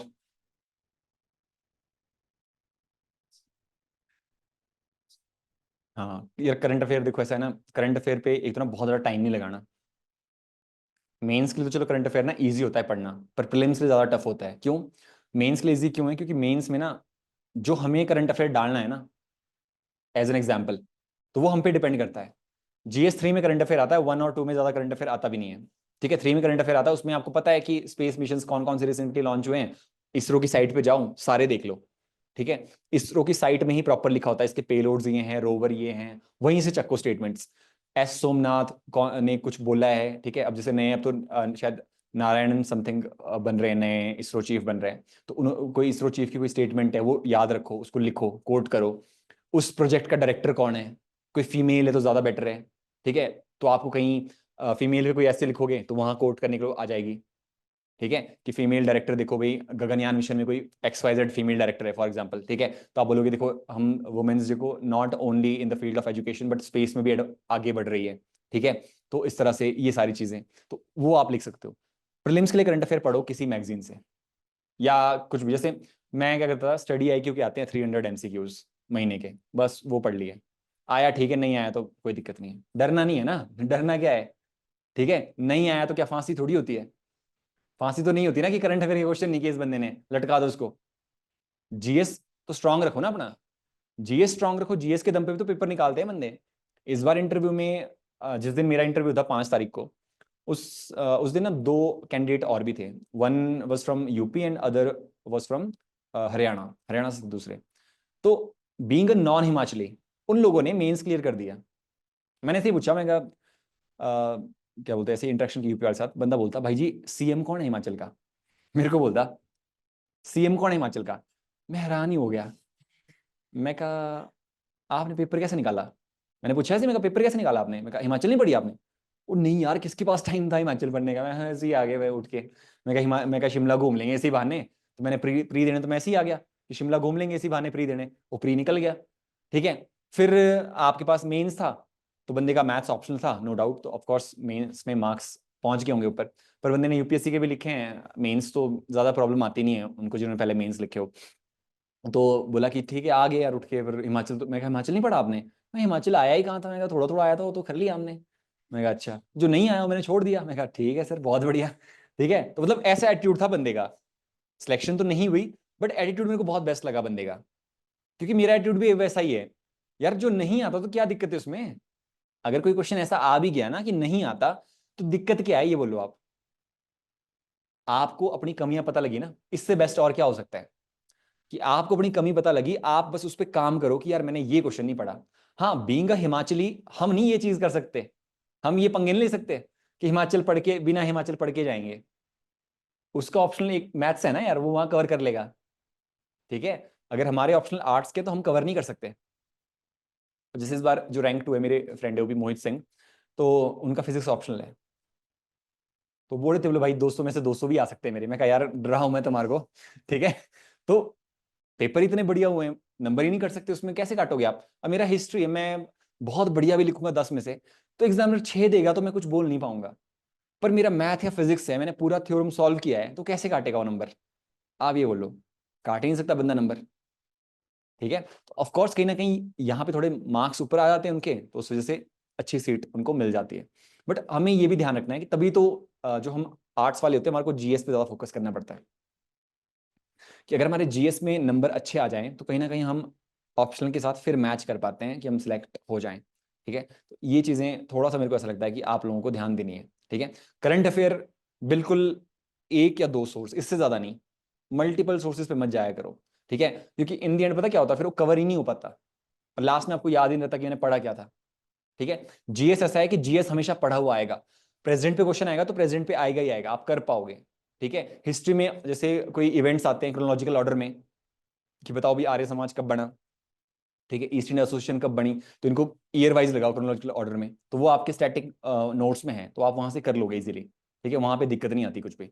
पर करंट अफेयर में थोड़ा सा मुझे ऐसा लगता है कि आप सोचो इस बारे में कि भाई एक या दो सोर्स, इससे ज्यादा नहीं यार। कोई भी मैगजीन उठा लो, कोई भी एक मैगजीन, पर ज्यादा नहीं भटकना उसमें। इस तरह से पढ़ना कि मैं अपनी नॉलेज के लिए पढ़ रहा हूँ, इसलिए नहीं कि भाई पता नहीं इसमें से आए ना आए, उसलिए नहीं पढ़ना यार। फिर तो आपका ब्रेन जो है ना, दिमाग जो है, वो आपको पढ़ने नहीं देगा वो चीज़। इसलिए पढ़ना कि मैं करंट अफेयर सिर्फ नॉलेज के लिए पढ़ रहा हूँ। ठीक है, जीएस में कितने देखो, 5-6 सब्जेक्ट तो है ही, तो अगर आपने वो अच्छे कर रखे हैं तो फिर क्या ही, अब सारे भी नहीं अच्छे थे। जैसे मैं बोलता हूँ कि मेरे हिस्ट्री, साइंस, इकोनॉमिक्स, ये 3 सब्जेक्ट ऐसे थे कि इसमें मेरे क्वेश्चन नंबर नहीं कटते। इस बार भी प्रीलिम्स में 9 क्वेश्चन आए थे एचएस में ना, साइंस के, तो मेरे 9 में से 9 सही थे। हिस्ट्री में भी हार्डली कोई एक क्वेश्चन आया था, कोई सभा पता नहीं क्या आए थे, वो मेरे से वो गलत हुआ मेरे से ना, बाकी ऑलमोस्ट सही थे। तो ऐसे 2-3 सब्जेक्ट आपके होने चाहिए जिसमें आपके नंबर ना कटे। पॉलिटी ऐसी है कि पॉलिटी आप पूरी लक्ष्मीकांत पी के भी आओगे ना, ठीक है, और मैं बिना पढ़े भी आऊंगा, ठीक है, फिर भी मेरे और आपके बीच में सिर्फ 2 या 3 क्वेश्चन का फर्क होगा, इससे ज्यादा नहीं। कि मान लो 10 क्वेश्चन आए, तो 10 में से अगर आपने 10 के 10 कर लिए, तो 7 क्वेश्चन तो मैं भी सही कर लूंगा। 3 क्वेश्चन से क्या गैप बनता है? 3 क्वेश्चन, 3 दूनी 6 नंबर, 6 नंबर से तो कोई गैप नहीं बनता। ठीक है, तो इसीलिए मैं बोलता हूँ कि अपने 2-3 सब्जेक्ट जो आपको लगता है, ठीक है, अगर आपका ऑप्शनल जीएस वाला ही है ना, तो इतना स्ट्रांग होना चाहिए वो कि आपके नंबर ही ना कटे। जैसे आपका पीएसआईआर है, तो पीएसआईआर में मतलब पॉलिटी बहुत स्ट्रांग होनी चाहिए आपकी। ठीक है, अच्छा आपका सोशियोलॉजी, आपका हिस्ट्री है दोनों का, ठीक है, तो हिस्ट्री स्ट्रांग होनी चाहिए। आपका क्या ऑप्शन है? जूलॉजी, देखो इस बार 2 रैंक है जूलॉजी से भी, बहुत अच्छी बात है। हिस्ट्री आपका भी, ओके। आपका क्या है ऑप्शन? बॉटनी, ठीक है, गुड। क्या ऑप्शन? साइकोलॉजी, बहुत अच्छा। एक बार देखो 2023 में 180 नंबर भी आए साइकोलॉजी में, हाँ जी। ज्योग्राफी, ठीक है। आपका लास्ट में हिस्ट्री है? आपका हिस्ट्री, अच्छा ठीक है। अच्छा, हिस्ट्री के ज्यादा है बंदे यार। ठीक है ठीक है, देखो लिखना सीखना है बस ऑप्शन में, हिस्ट्री ऑप्शन में ना लिखना सीखना है कि कोई बात जो है ना, वो किस हिस्टोरियन ने क्या बात बोली। मान लो क्वेश्चन आ गया आईवीसी के, ये बताओ जी अपने डिक्लाइन की थ्योरीज बताओ, तो हर हिस्टोरियन ने क्या क्या थ्योरी दी, मॉर्टिमर व्हीलर ने क्या थ्योरी दी, ठीक है, ईजीएच मकाई ने क्या थ्योरी दी, ठीक है, आपका शिरीन रत्नागर ने क्या थ्योरी दी, सब जितने भी हिस्टोरियंस है ना, इन सभी के नाम लिखने हैं कि according to S Shireen Ratnagar, according to Mortimer Wheeler, ठीक है, according to XYZ, these were the reasons. ठीक है, उन सभी की थ्योरियां बताई, वैसे ही लिखना है आपने। अब तो ऑप्शनल इजी भी हो गया है एक तरह से, लेंथी हो गया है बट इजी हो गया है कि अब 20 नंबर के क्वेश्चन नहीं आते, अब 10-10 नंबर के क्वेश्चन आते हैं, तो कहीं ना कहीं थोड़ा आपको ईजी हो गया है कि ज़्यादा बहुत ड्रैग नहीं करना पड़ता आंसर को, अब लिमिटेड लिखना पड़ता है। मतलब क्या बोलते हैं, जैसे 10 नंबर के लिए 4 पेज लिखो तो बहुत इनफ है 4 पेज। ठीक है, अब 40 पेज हो गए, पहले 32 पेज आते थे ऑप्शनल में, अब 40 पेज आ गए ऑप्शनल में। तो मतलब भरना कहीं ना कहीं टफ हो गया है ऑफकोर्स। पहले मेरा ऑप्शनल का पेपर 22 और 23 में आधे घंटे पहले भी हो जाता कई बार। ठीक है, क्योंकि 32 शीटें थी। इस बार बिल्कुल प्रॉपर टाइम टू टाइम पे हुआ, ज़्यादा मतलब जल्दी नहीं हुआ। मतलब लास्ट में जब 2 या 3 मिनट थे ना, तब तक ही हुआ है पूरा पूरा, क्योंकि अब पेज थोड़े बढ़ गए हैं। तो पर इसका मैटर नहीं करता, आपका 3 घंटे में पेपर पूरा होना चाहिए। ठीक है, आधे घंटे जिसने पहले पूरा कर दिया उसके लिए भी कोई मेडल नहीं है कि डायरेक्ट लगते हैं वो सीट, उनकी सीट डायरेक्ट जाती है कि जिन्होंने आधे घंटे पहले कर दिया, ऐसा कुछ नहीं है। तो मतलब पूरा आराम से टाइम लेके करो। एक और मैं बताऊँ आपको, देखो एक तो ऐसा भी हुआ इस बार इवेंट कि जहाँ मैं बैठा था ना मेंस देने, मेरे से पीछे एक लड़की थी। तो मैंने उसका पेपर देखा, तो मेरा जैसे 10 मिनट पहले पेपर हो गया, तो वो क्या करी थी, वो स्केच से ना हाईलाइट करी थी फिर उसको, आंसर्स को अपने, मतलब हेडिंग्स को, सॉरी। ठीक है, प्रॉपर। एक तो उसके बाद वो था अपना क्या बोलते हैं वो, हाईलाइटर, और एक था स्केच। स्केच से बिल्कुल बॉर्डर बनाए और हाईलाइट भी कर दिया। ठीक है, प्रॉपर। तो मैं उसको पेपर देखा यार, मैं वाह यार ये तो, अब देखो ना यार, अब मैं पेपर चेक कर रहा हूँ, मैं इतना थक गया हूँ, मेरे सामने एक पेपर आ गया ऐसे जिसने बिल्कुल सजाया हुआ है। ठीक है, तो नंबर तो देने ही पड़ेंगे ना वहां पे, नहीं तो ये तो शास्त्रों के विपरीत हो जाएगी चीजें। ठीक है, नंबर तो देने ही पड़ने वहां पे। ऐसी चीजें कलाकारियां मेंस में करते हैं लोग। तो थोड़ा सा मतलब सजाना भी चाहिए, मतलब अगर 1 या 2 पेन का यूज आप भी कर सकें अपने आंसर में, तो मुझे लगता है यार अच्छी चीज़ है, करना चाहिए। ठीक है, पर करना तभी अगर टाइम अलाउ करेगा, जबरदस्ती नहीं करना है कि नहीं किसी ने बोला है तो करना है। अगर एक ही पेन से लिखा जा रहा है ना पूरा पेपर 3 घंटे में, तो फिर एक ही पेन से लिखो। पर अगर 2 कर पा रहे हो यूज, विद द टाइम आपकी स्पीड बढ़ जाएगी, तो फिर उसको यूज करो। थोड़ा मतलब अच्छे से ना प्रेजेंट करना सीखो। ठीक है, अपने आंसर लिखो, चेक कराओ, फिर उसके बाद आपको जो फीडबैक मिलता है उसके हिसाब से अपने आंसर लिखो। देखो पहला जो आपका क्वेश्चन है ना, इन्होंने पूछा है, how is this time going on which you have been seeking dreaming for long. देखो ये इसका मतलब पता है क्या है? इसका तो यही क्वेश्चन है कि मतलब जब आप जिस चीज़ के लिए ड्रीम करते हो, जब आप वहां पहुंचते हो कैसा लगता है। ठीक है, तो ऑफकोर्स देखो अच्छा लगता है। वो लोग भी आपको फोन करेंगे जिन्होंने बचपन में बस ये देखा होना कि अच्छा ये पैदा हो गया है। ठीक है, ठीक है, बस इतना इतना देखा हो जिन्होंने। ठीक है, वो ये बोलेंगे कि मैंने तो बचपन में बेटा जब तेरे को देखा था ना, उसी टाइम लिख दिया था। हालांकि वो पेपर मेरे को मिल नहीं रहा है कि कहाँ लिखा है मैंने, पर मैंने लिख दिया था कि जो भी तेरे तुम आपकी सिलेक्शन होगी ना जहाँ पर भी, मतलब मैं ये बता रहा हूँ कि इस तरह की पब्लिसिटी हो जाती है फिर आपकी। ठीक है, पूरे इलाके के फोन आएंगे आपको। ठीक है, बड़े अच्छे अच्छे लोगों के भी फोन आएंगे। ठीक है, फ्रेंड्स तो ऑफ कोर्स बधाइयाँ देते ही हैं, काफ़ी सारे लोगों के फोन आएंगे। ठीक है, तो मतलब आज रिजल्ट आया था 6 को, तो आज है 9। ठीक है, अभी तक भी फोन चले ही हैं मतलब मेरे को। तो सोच लो आप, और अगर एसडीएम सेलेक्ट हुआ होता तो फिर तो आपको पता है कि कहाँ से आने थे फोन। ठीक है, तो मैं यही बोल रहा हूँ कि ये चीज़ें यार ऐसी है कि अच्छी बात है, एक दिन आप लोग भी देखोगे अपनी लाइफ में। ठीक है, तो ये अच्छी फीलिंग होती है। Thank you for asking. Strategy for current affairs, current affair तो मैंने बोल ही दिया कि एक मैगजीन पकड़ो और उसी पर रिलाई करो यार। अब मैं इसमें एक आपको बात बताऊं, जब मैंने भी मेरी ग्रेजुएशन कंप्लीट हुई 2020 में। ठीक है, कोविड टाइम था उस टाइम पे। तो कोविड टाइम में ना, फिर वही था कि कोविड टाइम में थोड़ा ऐसा था कि चलो पढ़ लेते हैं फिर। तो फिर थोड़ी पढ़ाई शुरू की। ठीक है, तो फिर मैंने जब पढ़ाई शुरू की, तो फिर ऐसे ही था कि यार 10 लोग ना 10 चीजें बताते थे कि नहीं नहीं नहीं नहीं लक्ष्मीकांत थोड़ी पढ़नी है, इसके लिए तो ये वाली बुक है पॉलिटी, डीडी बसु, ये पढ़ो। तो मैं लगा डीडी बसु पढ़ने, मैं कहा यार देख लेते हैं इसको भी, क्योंकि सीनियर ने बोला है। ठीक है, फिर विद द टाइम जब मैं पजल हो गया ना कि यार ये तो मेरे को सब डिस्ट्रैक्ट कर रहे हैं, मेरा सिलेबस तो कंप्लीट ही नहीं हो रहा इस तरह से, तो फिर मैंने मना करना शुरू कर दिया सबको। फिर मैंने अपने आप को खुद से क्या बोलते हैं, अलग से बैठा मैं, और मैंने फिर अपनी स्ट्रैटेजीज डिसाइड की खुद से। आपकी जो स्ट्रैटेजी है वो खुद की होगी, पर सुनो सबकी, फिर उसको बनाओ मिक्स करके अपने अकॉर्डिंग। ठीक है, फिर मैंने हर चीज का डिसाइड किया। मैंने आपको बोला पॉलिटिकल मैंने लक्ष्मीकांत कभी नहीं पढ़ी उसके बाद से। ठीक है, मैंने ज्योग्राफी नहीं पढ़ी है पिछले 4 सालों से, आप यकीन कर सकते हो। ठीक है, करो ना करो कोई दिक्कत नहीं, मेरे को कोई फर्क नहीं पड़ता अब। ठीक है, मैंने सच में नहीं पढ़ी है ज्योग्राफी यार। ठीक है, क्यों? क्योंकि मैंने ये देखा कि यार 4 से 5 क्वेश्चन मैप के आते हैं, मेरा मैप अच्छा है। ठीक है, इंडिया का भी और इसका भी, अपना क्या बोलते हैं, वर्ल्ड का भी। तो मैंने मैप पे ही फोकस किया। जब मेरा मैप पूरा होता था ना, तो मैं टिक कर देता कि मेरी ज्योग्राफी कंप्लीट है। नहीं तो आप पूरी ज्योग्राफी जब कंप्लीट करने लगो तो सोचो क्लाइमेटोलॉजी, ठीक है, ओशनोग्राफी, 10 चीजें हैं वहां पे कवर करने को। पर वही दिक्कत है ना, वही तो सेग्रीगेट करने नहीं आता। तो वो मुझे ऐसा लगा कि मैं बहुत जल्दी सीख गया वो चीज। हालांकि शायद इसलिए भी सीख गया क्योंकि मैंने बहुत जल्दी पढ़ाना भी शुरू कर दिया। तो वहां से मेरे अंदर वो थोड़ा एक टेम्परामेंट डेवलप हुआ कि यार कैसे सेग्रीगेट करना है चीज़ों को, ठीक है। तो पर मैं ये बोलूंगा आपको कि ये एक ऑफिसर के अंदर होना चाहिए। आपके पास कल को प्रॉब्लम्स आएंगी, उसको लिस्ट आउट करना चाहिए कि ये सॉल्व हो सकती है, ये सॉल्व ही नहीं हो सकती, ठीक है। तो उस तरह से आपके अंदर होना चाहिए। तो मैंने वो सेग्रीगेट किया। फिर आप अपने नोट्स ना बहुत छोटे कर लोगे कि मैंने बस इस चीज़ के लिए ये चीज़ पढ़नी है, बस दैट्स इट, बात खत्म। फिर आप ना विद द टाइम चीज़ें रिवाइज कर पाओगे, आपका सिलेबस भी पूरा होगा, आपके अंदर कॉन्फिडेंस भी आएगा, ठीक है। और ना सेल्फ मोटिवेशन दिया करो अपने आप को, ठीक है। जैसे मान लो जब 2021 में मैंने पहला प्रीलिम्स दिया ना, तो उस साल फिर मैंने नहीं हुआ प्रीलिम्स, तो मैं फिर भी गया बाहर, मैंने अपने आप को रसमलाई खिलाई कि गुड, बहुत अच्छा किया आपने, ठीक है। इस तरह से देखो अपने आप को प्रेज करना चाहिए यार, क्योंकि बाहर से कोई नहीं करने वाला आपको प्रेज। बाहर से तो ये बोलेंगे बेटा क्या है, कोचिंग भी कर ली, नहीं बन रही बात, ठीक है। बाहर से तो ये ऐसी यही लाइनें आएंगी आपको, लेकिन अंदर से तो कोई चाहिए ना आपको जो प्रेज करे, या कुछ, या तो आपका फ्रेंड सर्कल इतना अच्छा हो कि वो आपको मोटिवेट करता हो, तो अलग बात है, ठीक है। लेकिन अगर ऐसा नहीं है तो फिर खुद से ही करना पड़ता अपने लिए यार, ठीक है। फिर अगले साल जब प्रीलिम्स निकला, फिर मैंने अपने आप को एक पेन दिया गिफ्ट पार्कर का कि बहुत बढ़िया लिखा किया आपने, ठीक है। तो इस तरह से मतलब कुछ अपने आप को देना पड़ता है, ठीक है। तो इससे क्या होता है कि आपकी ना वो एक रहता नहीं, हम जब बचपन में, मेरे को ऐसे याद आता है कि मैंने बहुत कंपटीशन में पार्टिसिपेट करता था बचपन में। तो हम इसलिए नहीं करते थे पार्टिसिपेट कि यार जीतना है, हम इसलिए करते थे कि कुछ मिलेगा वहां पे।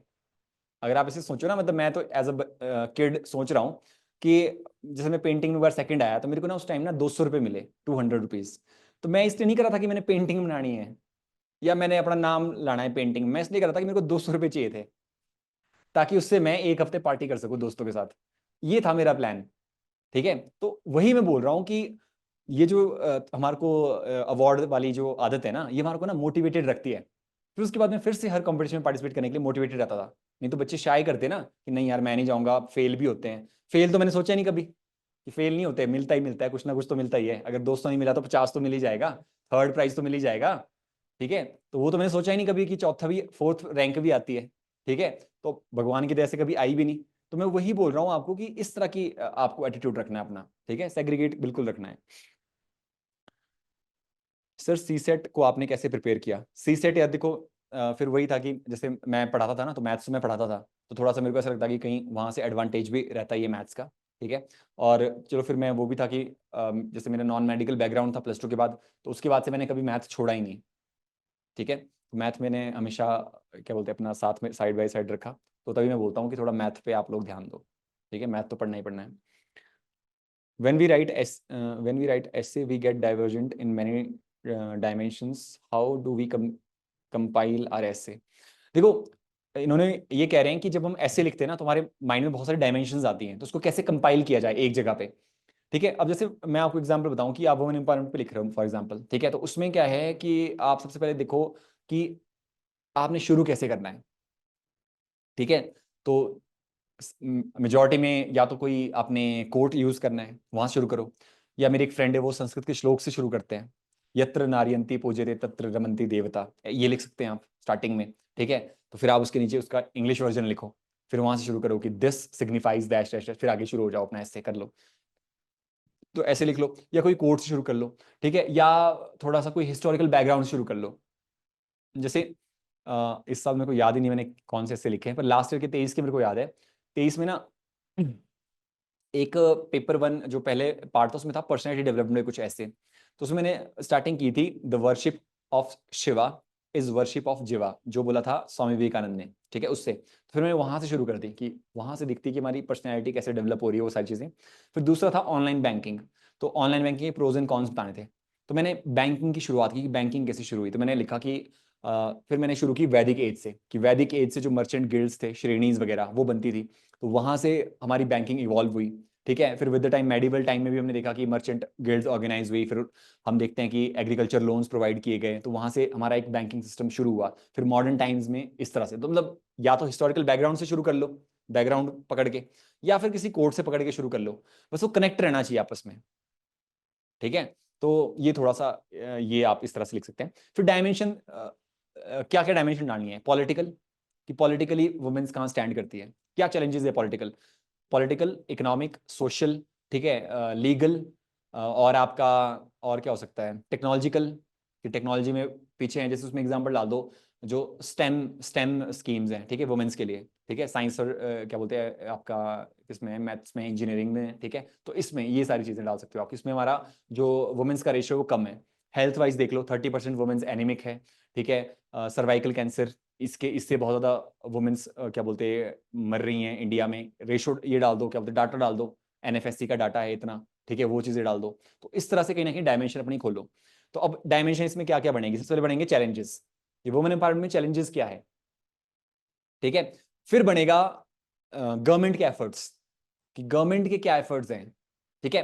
फिर लास्ट में जो कंक्लूजन बनता है ना, कंक्लूजन, उसमें आप डालते हो अपना व्यू पॉइंट, जिसमें ऑथर, जैसे हम नोवेल नहीं पढ़ते, लास्ट में देखता कि ऑथर क्या कहना चाह रहा है, ठीक है, वो। तो वैसे ही आप अपना व्यू पॉइंट डालते हो कि भाई इन एडिशन टू दिस, कि ये तो चल ही रहा है जो गवर्नमेंट के एफर्ट्स हैं, in addition to this we can also do dash dash dash, कि हम ये कर सकते हैं for the upliftment of the womens in the rural areas, ठीक है, और for the womens of the marginalise section, कुछ भी। तो उसके लिए हम क्या क्या कर सकते हैं, जो आपके अपना थॉट प्रोसेस है वो आप लिख सकते हैं उसमें, ठीक है। तो इस तरह से चैलेंजेस सारे आपके कवर हो जाएंगे। पहले आप बड़ी डायमेंशन लिखो रफ में, पहले 15 मिनट तो हम ब्रेन स्टॉर्मिंग करते ही हैं ऐसे के लिए, ठीक है, फिर उसके बाद हम ऐसे लिखना शुरू करते हैं।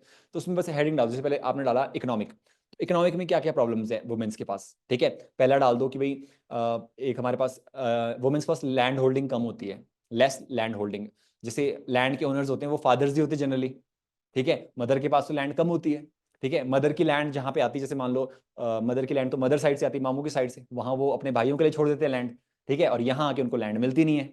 जब नए घर में वो आते हैं तो वहाँ लैंड होती नहीं है। जब आपके पास लैंड ही नहीं है तो फिर आप मालिक ही नहीं है, जब आप मालिक नहीं है तो फिर आप इंडिपेंडेंट कैसे हो सकते हो, ठीक है। तो ये चीजें आप डाल सकते हो उसमें कि यार ये प्रॉब्लम्स है, लेस लैंड होल्डिंग्स है। फिर आपके पास लिखो कि जो पुअर पार्टिसिपेशन है वर्क फोर्स में, ठीक है, ये प्रॉब्लम्स हैं इकोनॉमिकली। तो ऐसे से एक एक दो दो प्रॉब्लम डाल दो, हर एंगल में, इकोनॉमिक में, सोशल में, ये जो उस टाइम आपके माइंड में आ रही है तो डाल दो वो सारी चीजें। तो इस तरह से पूरी डायमेंशन कवर करके अपना एक अच्छा ऐसे बनाओ। एक बार लिखो तो ना, फिर आपको पता लगेगा कि आप खुद ही पढ़ लेना, भले किसी को पढ़ाना मत, ऐसे अपना खुद पढ़ लेना, 10 पेज का लिखना है ऐसे, खुद पढ़ लेना। और पढ़ते पढ़ते अगर रिदम टूट जाए ना, कहीं भी लगे कि यार ये क्या बकवास लिख दिया मैंने, तो फिर वहां पे गोला मार देना और सोचना कि यहाँ पे मैं और अच्छा क्या लिख सकता था, फिर उसको पूरा अच्छा करके लिखना, ठीक है। और फिर वो आपका फाइनल ऐसे बनेगा। और फिर उसी को याद करना बार बार कि अगर मान लो वुमेन पे ऐसे आए तो मैं इस तरह से ही लिखूंगा, इस तरह से ही लिखूंगा, ऐसे, ठीक है। Sir, what makes a topper answer and essay different from others? What kind of qualities and methods and strategies? देखो, मैं यही बोलता हूँ कि जो सिलेक्ट होते हैं ना कैंडिडेट, उनमें, और जो सिलेक्ट नहीं होते उनमें, उन दोनों में सिर्फ एक ही फर्क होता है, वो होता है प्रेजेंटेशन का। नॉलेज की कमी किसी में नहीं होती है। अपने आंसर को ना अच्छे से प्रेजेंट करना है, कि जो एग्जामिनर है ना वो उसको अच्छे से पढ़ पाए, समझ पाए। कुछ क्या करते हैं, बहुत छोटा लिखते हैं, बहुत रफ लिखते हैं, ठीक है। आपको क्या लगता है कि एग्जामिनर वहां आपके आंसर पढ़ने बैठा है, कि वो बिल्कुल एक एक लाइन पढ़ेगा आपकी? वो इतने एक्सपीरियंस होते हैं कि वो देख लेंगे तुरंत। मान लो मैं भी पेपर चेक करता हूँ ना, तो मैं भी तो देखता हूँ कि यार इसको पता है कि नहीं है, पता लग जाता है, पता पेपर आंसर देख के पता लग जाता है कि इसको नहीं आता, ठीक है, ये ब्लफ कर रहा है, ठीक है। जिसको आता है वो प्रॉपर उसकी स्ट्रैटेजी, लिखने का स्टाइल इतना अच्छा होता है, प्रेजेंटेशन, ठीक है, कि पहले ही पता लग जाता है इसको आता है, ठीक है। तो इसलिए मैं आपको बोलता हूँ कि प्रेजेंटेशन पे काम करो, अच्छे से पॉइंट्स फॉर्म में लिखो, एग्जाम्पल्स उसमें लिखो, ठीक है, प्रॉपर हेडिंग्स प्रॉपर डालो। जैसे मान लो किसी क्वेश्चन में 2 डायमेंशंस पूछिए आपको कि what are the pros and cons of organic farming, for example ऐसे आ गया, तो पहले ऑर्गेनिक फार्मिंग के ऊपर लिखो, डाटा डाल दो, पहले इंट्रो डाल दो उसमें, जैसे मान लो इंट्रो लिख दो आप कि in India dash lakh hectare of area is under the organic farming, इतना एरिया ऑर्गेनिक फार्मिंग के अंदर है, ये होगी इंट्रो आपकी, ठीक है। फिर आप नीचे आ जाओ, फिर पहली हेडिंग है आपकी प्रोज ऑफ ऑर्गेनिक फार्मिंग, फिर लिख दो उसमें 4-5 पॉइंट। फिर अगली हेडिंग है आपकी कॉन्स ऑफ ऑर्गेनिक फार्मिंग, ठीक है, फिर लिख दो उसमें 4-5 पॉइंट, ठीक है। उसमें एग्जाम्पल भी डाल दो कहीं ना कहीं अगर मिल रहा है आपको, ठीक है। प्रोज में जैसे आप ये करो तो फिर प्रोज में लिखो कि जैसे मान लो सॉइल की हम ये बता प्रोडक्टिविटी को बढ़ाते हैं ऑर्गेनिक फार्मिंग के थ्रू, ठीक है। एग्जाम्पल डाल दो जैसे सॉइल प्रोडक्टिविटी के लिए और ट्रेडिशनल टेक्निक्स को रिजर्व करने के लिए अपने जो नेकराम शर्मा जी है मंडी से, उनको पद्मश्री मिला है ऑर्गेनिक फार्मिंग में, ठीक है, वो एग्जाम्पल डाल दो, ठीक है। तो इस तरह से अपना जो पॉइंट है उसको जस्टिफाई करने के लिए वहां एग्जाम्पल डाल दो, ठीक है। तो इस तरह से ये होता है, जो एक सिलेक्टेड कैंडिडेट होता है ना, उनके आंसर ऐसे होते हैं। ठीक है। और जो सिलेक्ट नहीं होता उनके आंसर बिल्कुल जनरल होते हैं। ये फर्क होता है बस, जिसको आप टॉपर बोलते हैं ना, तो बस उसकी आंसर राइटिंग में और एक नॉर्मल आंसर राइटिंग में। Your take on self notes. Self notes पे देखो, सेल्फ नोट्स बिल्कुल होने चाहिए। अब मैं अपनी बात करूं तो मैं बनाता हूं माइक्रो नोट्स। एक तो सेल्फ नोट्स, सेल्फ के बाद माइक्रो वर्जन होता है। माइक्रो होता है उसका भी छोटा वर्जन, मतलब इतना छोटा कि जैसे मान लो मैंने बोला कि मेरे पास 80 पेज की लक्ष्मीकांत है, ठीक है, मतलब पूरा पॉलिटी है, उन 80 पेज को भी 8 पेज में लाना है। वो होते हैं माइक्रो नोट्स, की इतने छोटे करने हैं ताकि मैं लास्ट मोमेंट पे ना रिवाइज कर सकूं। अब आप खुद इमेजिन करो, GS1 में 11 सब्जेक्ट है, क्या आप 11 सब्जेक्ट एक रात पढ़ सकते हो? जिसको अभी पढ़ने में, अभी अगर आप प्रिपरेशन कर रहे हो ना, अभी भी पढ़ने में आपको कम से कम 3 से 4 महीने लगेंगे। फिर तो आपने पढ़ना नहीं है, फिर तो आपने याद रखना है, रिवाइज करना है। वो सबसे डिफिकल्ट टास्क होता है। तो वो कैसे होगा? जब आपके पास माइक्रो नोट्स होंगे। मेरे पास, मैंने इतने माइक्रो नोट्स बनाए थे कि मैं GS1 3 से 4 घंटे में रिवाइज कर पाता था। ठीक है, GS2 3 से 4 घंटे। तो पेपर होता 10 से 1, 10 से 1 GS1 पेपर हुआ, देखिए घर पहुंचे, आराम से लंच किया, 2-3 बजे तक पढ़ना शुरू किया, 3 से शाम को 8 बजे तक खत्म। ठीक है, हो गया सिलेबस खत्म। ठीक है, फिर थोड़ी देर ब्रेक लिया, डिनर किया, फिर 10 से 1 या 2 बजे तक एक शिफ्ट और मारी, दोबारा खत्म। ठीक है, फिर आराम से सोए, सुबह उठे 9 बजे, नहाए धोए और चले 10 बजे पेपर देने। ठीक है, 2 बार पढ़ लिया मैंने। जब जहां दूसरा बंदा एक बार भी नहीं पढ़ पाया ना उस चीज को, ठीक है, और टेंशन में लग से रहा कि पता नहीं होगा नहीं होगा, या डिजास्टर के तो क्वेश्चन कर ही नहीं पाया, कैसे करूंगा। ठीक है, ये फर्क होता है। तो माइक्रो नोट्स और सेल्फ नोट्स मतलब एक ही तरह है, एक ही बात है कि अपने जो नोट्स हैं उसको तो बनाओ ही बिल्कुल यार। मेंस की स्ट्रैटेजी भी यही है कि देखो, जब मैंने 2022 में पहला मेंस दिया ना, तो मैंने प्री के बाद तैयार किया मेंस। पहले से नहीं था मेरा मेंस तैयार। प्री के बाद जो 2 महीने मिलते हैं ना, उसमें ही तैयार किया मैंने पूरा मेंस। ठीक है, और मेरा हो भी गया था अच्छे से मेंस, ऐसा नहीं है। मैंने कुछ नहीं किया, जो सिलेबस की लाइन है ना, उठाई, गूगल में डाली, लास्ट में लिखा UPSC। उस पर जो भी मेरे पास क्या बोलते हैं साइट्स आई, उसमें से मैंने क्लिक किया, जो मेरे को रेलेवेंट डाटा मिला उसकी मैंने नोट्स बनाए। ठीक है, हालांकि ये काम पहले होना चाहिए, उसके बीच में नहीं होना चाहिए ये। ठीक है, ये तो पहले होना चाहिए, बट वही था कि अब जब तक बंदा वहां पहुंचता ही नहीं, तैयारी नहीं करता हो। ठीक है, बंदे बोलते यार मेंस तो कर लेंगे बाद में, पहले प्री तो निकले। ये है बंदों का एटीट्यूड, तो ये है। तो जब उनका मेंस की तैयारी ही नहीं होती ना, तो फिर वही बात है ना कि फिर हम, कोई नहीं बोल सकता उनको यार, अब आप समझाने लगे, बोले तेरे को ज्यादा आ गया, तैने कितनी बार लिखा है?" ठीक है, फिर वो आपको ही झाड़ने लग जाएंगे। ठीक है, फिर आप बोलोगे कि सर मैंने इतनी बार लिखा है, तो सिलेक्ट तो नहीं हुआ ना भाई। ठीक है, फिर वो ये बोलेंगे। फिर आप सिलेक्ट भी हो जाओगे, फिर बोलोगे SDM तो नहीं लगा ना। ठीक है, फिर आप SDM भी लग जाओगे, तो हुआ है बड़ा IAS यार। ठीक है, मतलब जिसने तो नहीं सुनना, देखो उसने तो नहीं सुनना। ठीक है, बट आप अगर सच में चाहते हैं कि थोड़ा इंप्रूवमेंट हो आपके इसमें भी, तो मैं यही चाहूंगा कि थोड़ा सा यार अच्छे से सोच के करो, और to the line, syllabus to the line चको, गूगल में डालो, उस पर नोट्स बनाओ, खत्म। ठीक है, फिर चको PYQ देखो कि यार PYQ कौन कौन से कैसे कैसे क्वेश्चन आए हैं। ठीक है, मान लो जैसे इंडियन आर्ट एंड कल्चर पे आपने नोट्स बना दिए। ठीक है, मेरे जैसे 30 पेज के नोट्स है पूरे। तो फिर मैंने PYQ चेके, PYQ में मैंने क्वेश्चन देखे क्या क्या है। जैसे मान लो पहला क्वेश्चन है, critically examine the Indian cultural heritage. तो मैंने इंडियन कल्चर हेरिटेज के बारे में क्या लिखा है, फिर मैं देखूंगा कि यार मैंने तो लिखा नहीं क्रिटिकल एग्जामिन इसको करो। ठीक है, तो फिर मैं वहां डाल दूंगा क्रिटिकल एग्जामिन। अब इस साल मैंने एक चीज करी कि मैंने हर क्वेश्चन में ना क्रिटिकल एग्जामिन डाल दिया, अपडेट कर दिया, क्योंकि अब क्वेश्चन ऐसे आ ही रहे क्रिटिकल एग्जामिन, तो उसके पॉजिटिव्स भी लिखने हैं, नेगेटिव्स भी लिखने हैं। ठीक है, अब बेसिक स्ट्रक्चर के बारे में आपको पता ही है कि क्या होता है, लेकिन मेंस में तो ये है ना कि इसको क्रिटिकली एग्जामिन करो कि ये सही है कि गलत है। तो आपको उसके सही के बारे में लिखना पड़ेगा, गलत के बारे में भी लिखना पड़ेगा। ठीक है, तो अब हर क्वेश्चन को एक डायमेंशन एक्स्ट्रा जोड़ दो, दैट इज क्रिटिकली एग्जामिन। ठीक है, ये वाला चीज। Sir how to prepare economic survey. Economic survey तो यार देखो, एक बार मैंने पूरे नोट्स बनाए थे। अब मैं डिजिटल नोट्स बनाता हूँ ना, मेरे पास टाइप नोट्स होते हैं। तो उसमें क्या करा कि एक बार नोट्स बना दिए, अगली साल जब सर्वे आता था, बस मैं वैल्यूज ही चेंज करता था, बाकी तो सब चीज सेम रहती है। देखो स्कीम में वही रहती है, पिछले 3-4 सालों से जब से मैं तैयारी कर रहा हूँ, तो स्कीम में वही है सारी, कोई बदलती ही नहीं है स्कीम।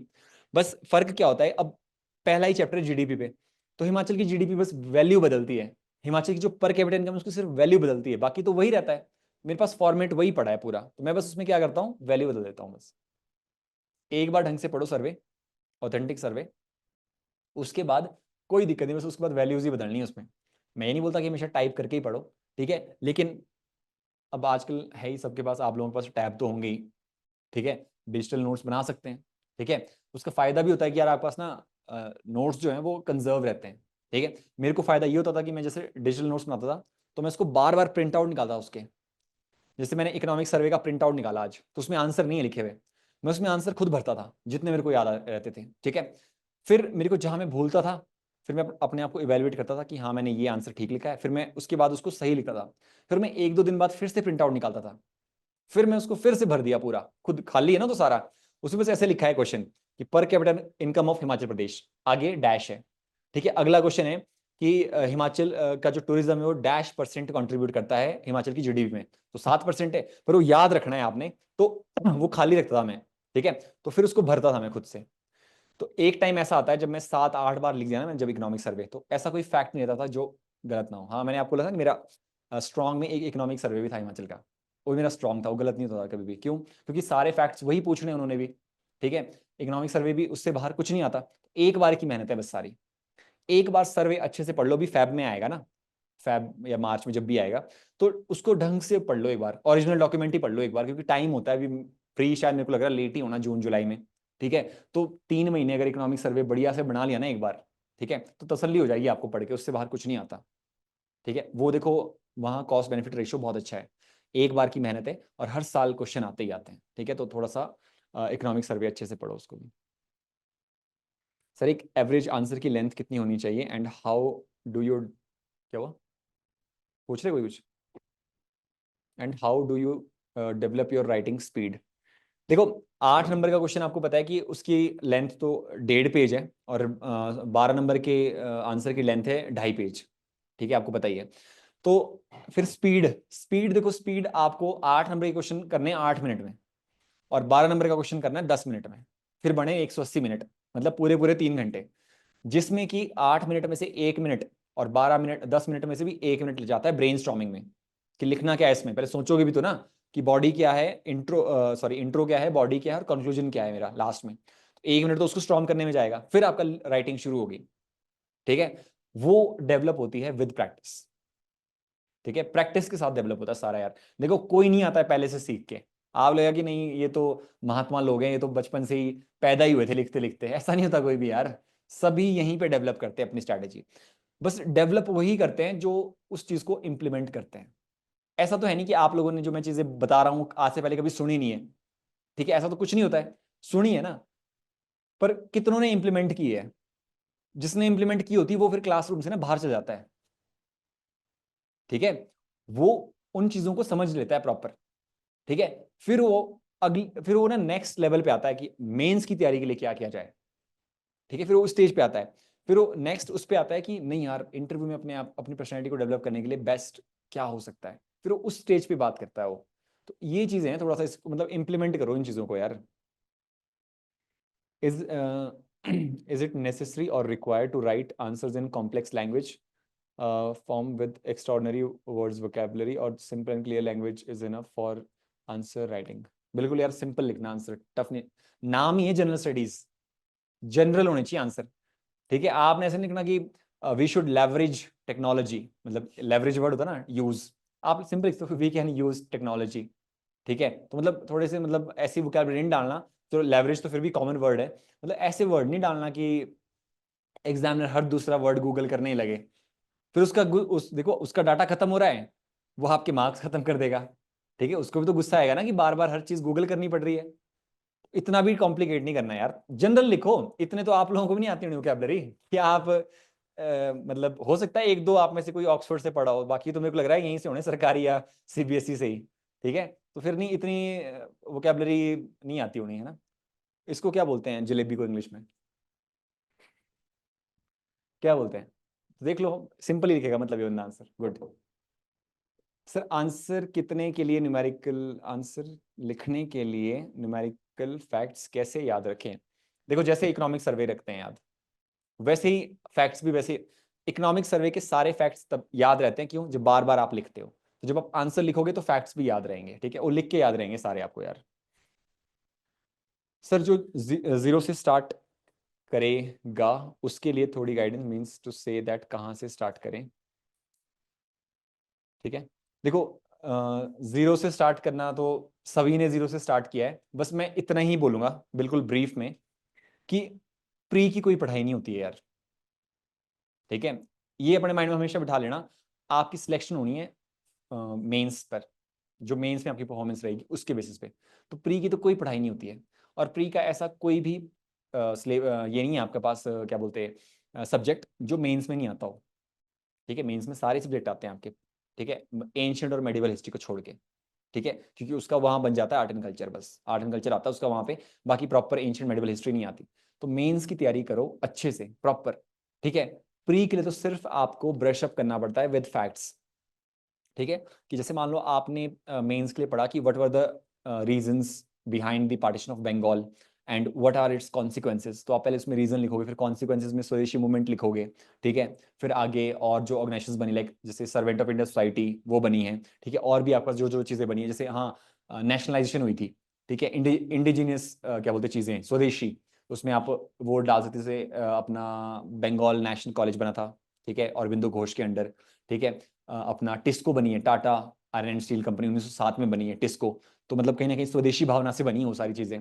तो ये चीजें हम कहाँ मेंस में लिखते हैं, पर प्री के लिए क्या पढ़ते हैं, प्री के लिए हम पढ़ते हैं कि जो कर्जन है, कर्जन के इंपॉर्टेंट फैक्ट्स क्या क्या है, मतलब क्या क्या इवेंट हुए उसके टाइम पे। तो वहां आप सिर्फ पार्टीशन ऑफ बंगाल पढ़ते हो 16 अक्टूबर 1905, दैट्स इट, बात खत्म। चलो जी नेक्स्ट इवेंट, ये क्या बोलते हैं रेले कमीशन 1902, कौन सा एक्ट पास हुआ उससे, इंडियन यूनिवर्सिटी एक्ट 1904, चलो जी नेक्स्ट, ये है प्री की पढ़ाई। तो प्री की पढ़ाई तो क्रोनोलॉजी है सारी की सारी, ठीक है। हिस्ट्री में बात करूं, ज्योग्राफी में, हर जगह पे ऐसा ही है, मतलब फैक्ट्स फैक्ट्स फैक्ट्स ब्रशअप करना है। पॉलिटी में आर्टिकल अमेंडमेंट स्केड्यूल्स यही सारी चीजें पढ़नी है, ठीक है। तो ये है प्री की पढ़ाई। पर मेंस की पढ़ाई जो है मतलब वो आपकी सबसे मेन है, ठीक है। आंसर राइटिंग लिखते हैं आप लोग आंसर, कितने आंसर लिखे,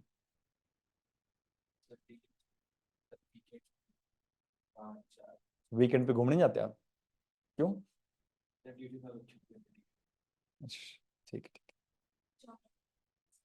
ज्योग्राफी के लिखे हैं। अच्छा, घूमने जाते हैं आप लोग यार, इतना क्यों पढ़ रहे हैं आप लोग, ऐसे ही पूछेंगे इंटरव्यू में, इंटरव्यू में ऐसे ही पूछोगे क्या किया तूने अपनी जिंदगी में, तैयारियां की सिर्फ, ठीक है। मेरे एक दोस्त से पूछा, उनकी एज में भी शायद कितनी थी, 29 या 30 थी, उनके पास बहुत अच्छी क्वालिफिकेशन थी, मतलब अच्छा बैकग्राउंड था, बहुत पढ़ा भी उन्होंने।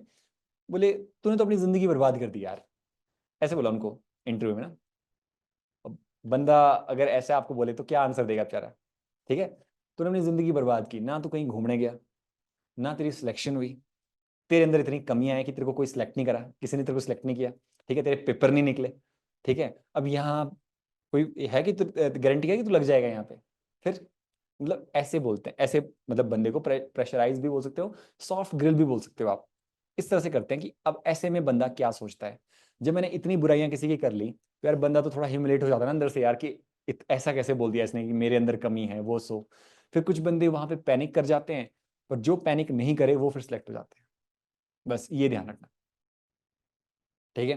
क्योंकि आपके अंदर एक्सेप्टेंस होनी चाहिए, ठीक है। वो आज की डेट में एसडीओ है, तो उन्होंने ये आंसर दिया कि हाँ सर मेरे अंदर कमियां होंगी, ठीक है, लेकिन कुछ तो है ना कि मैं बार बार यहाँ आ रहा हूँ, ये आंसर दिया उन्होंने, ठीक है।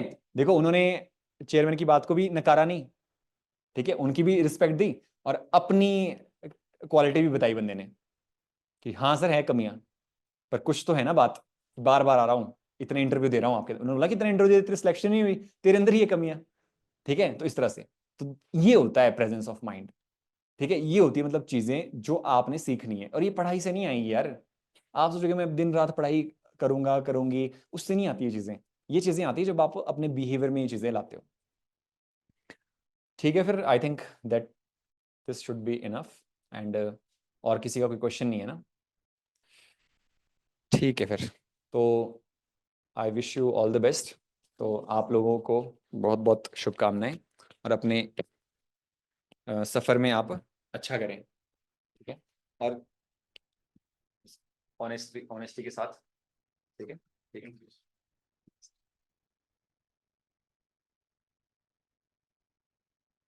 थैंक यू राहुल, है ना, आप आए और मतलब सबको समय दिया और सबकी क्वेरीज, है ना, उनको रिड्रेस किया।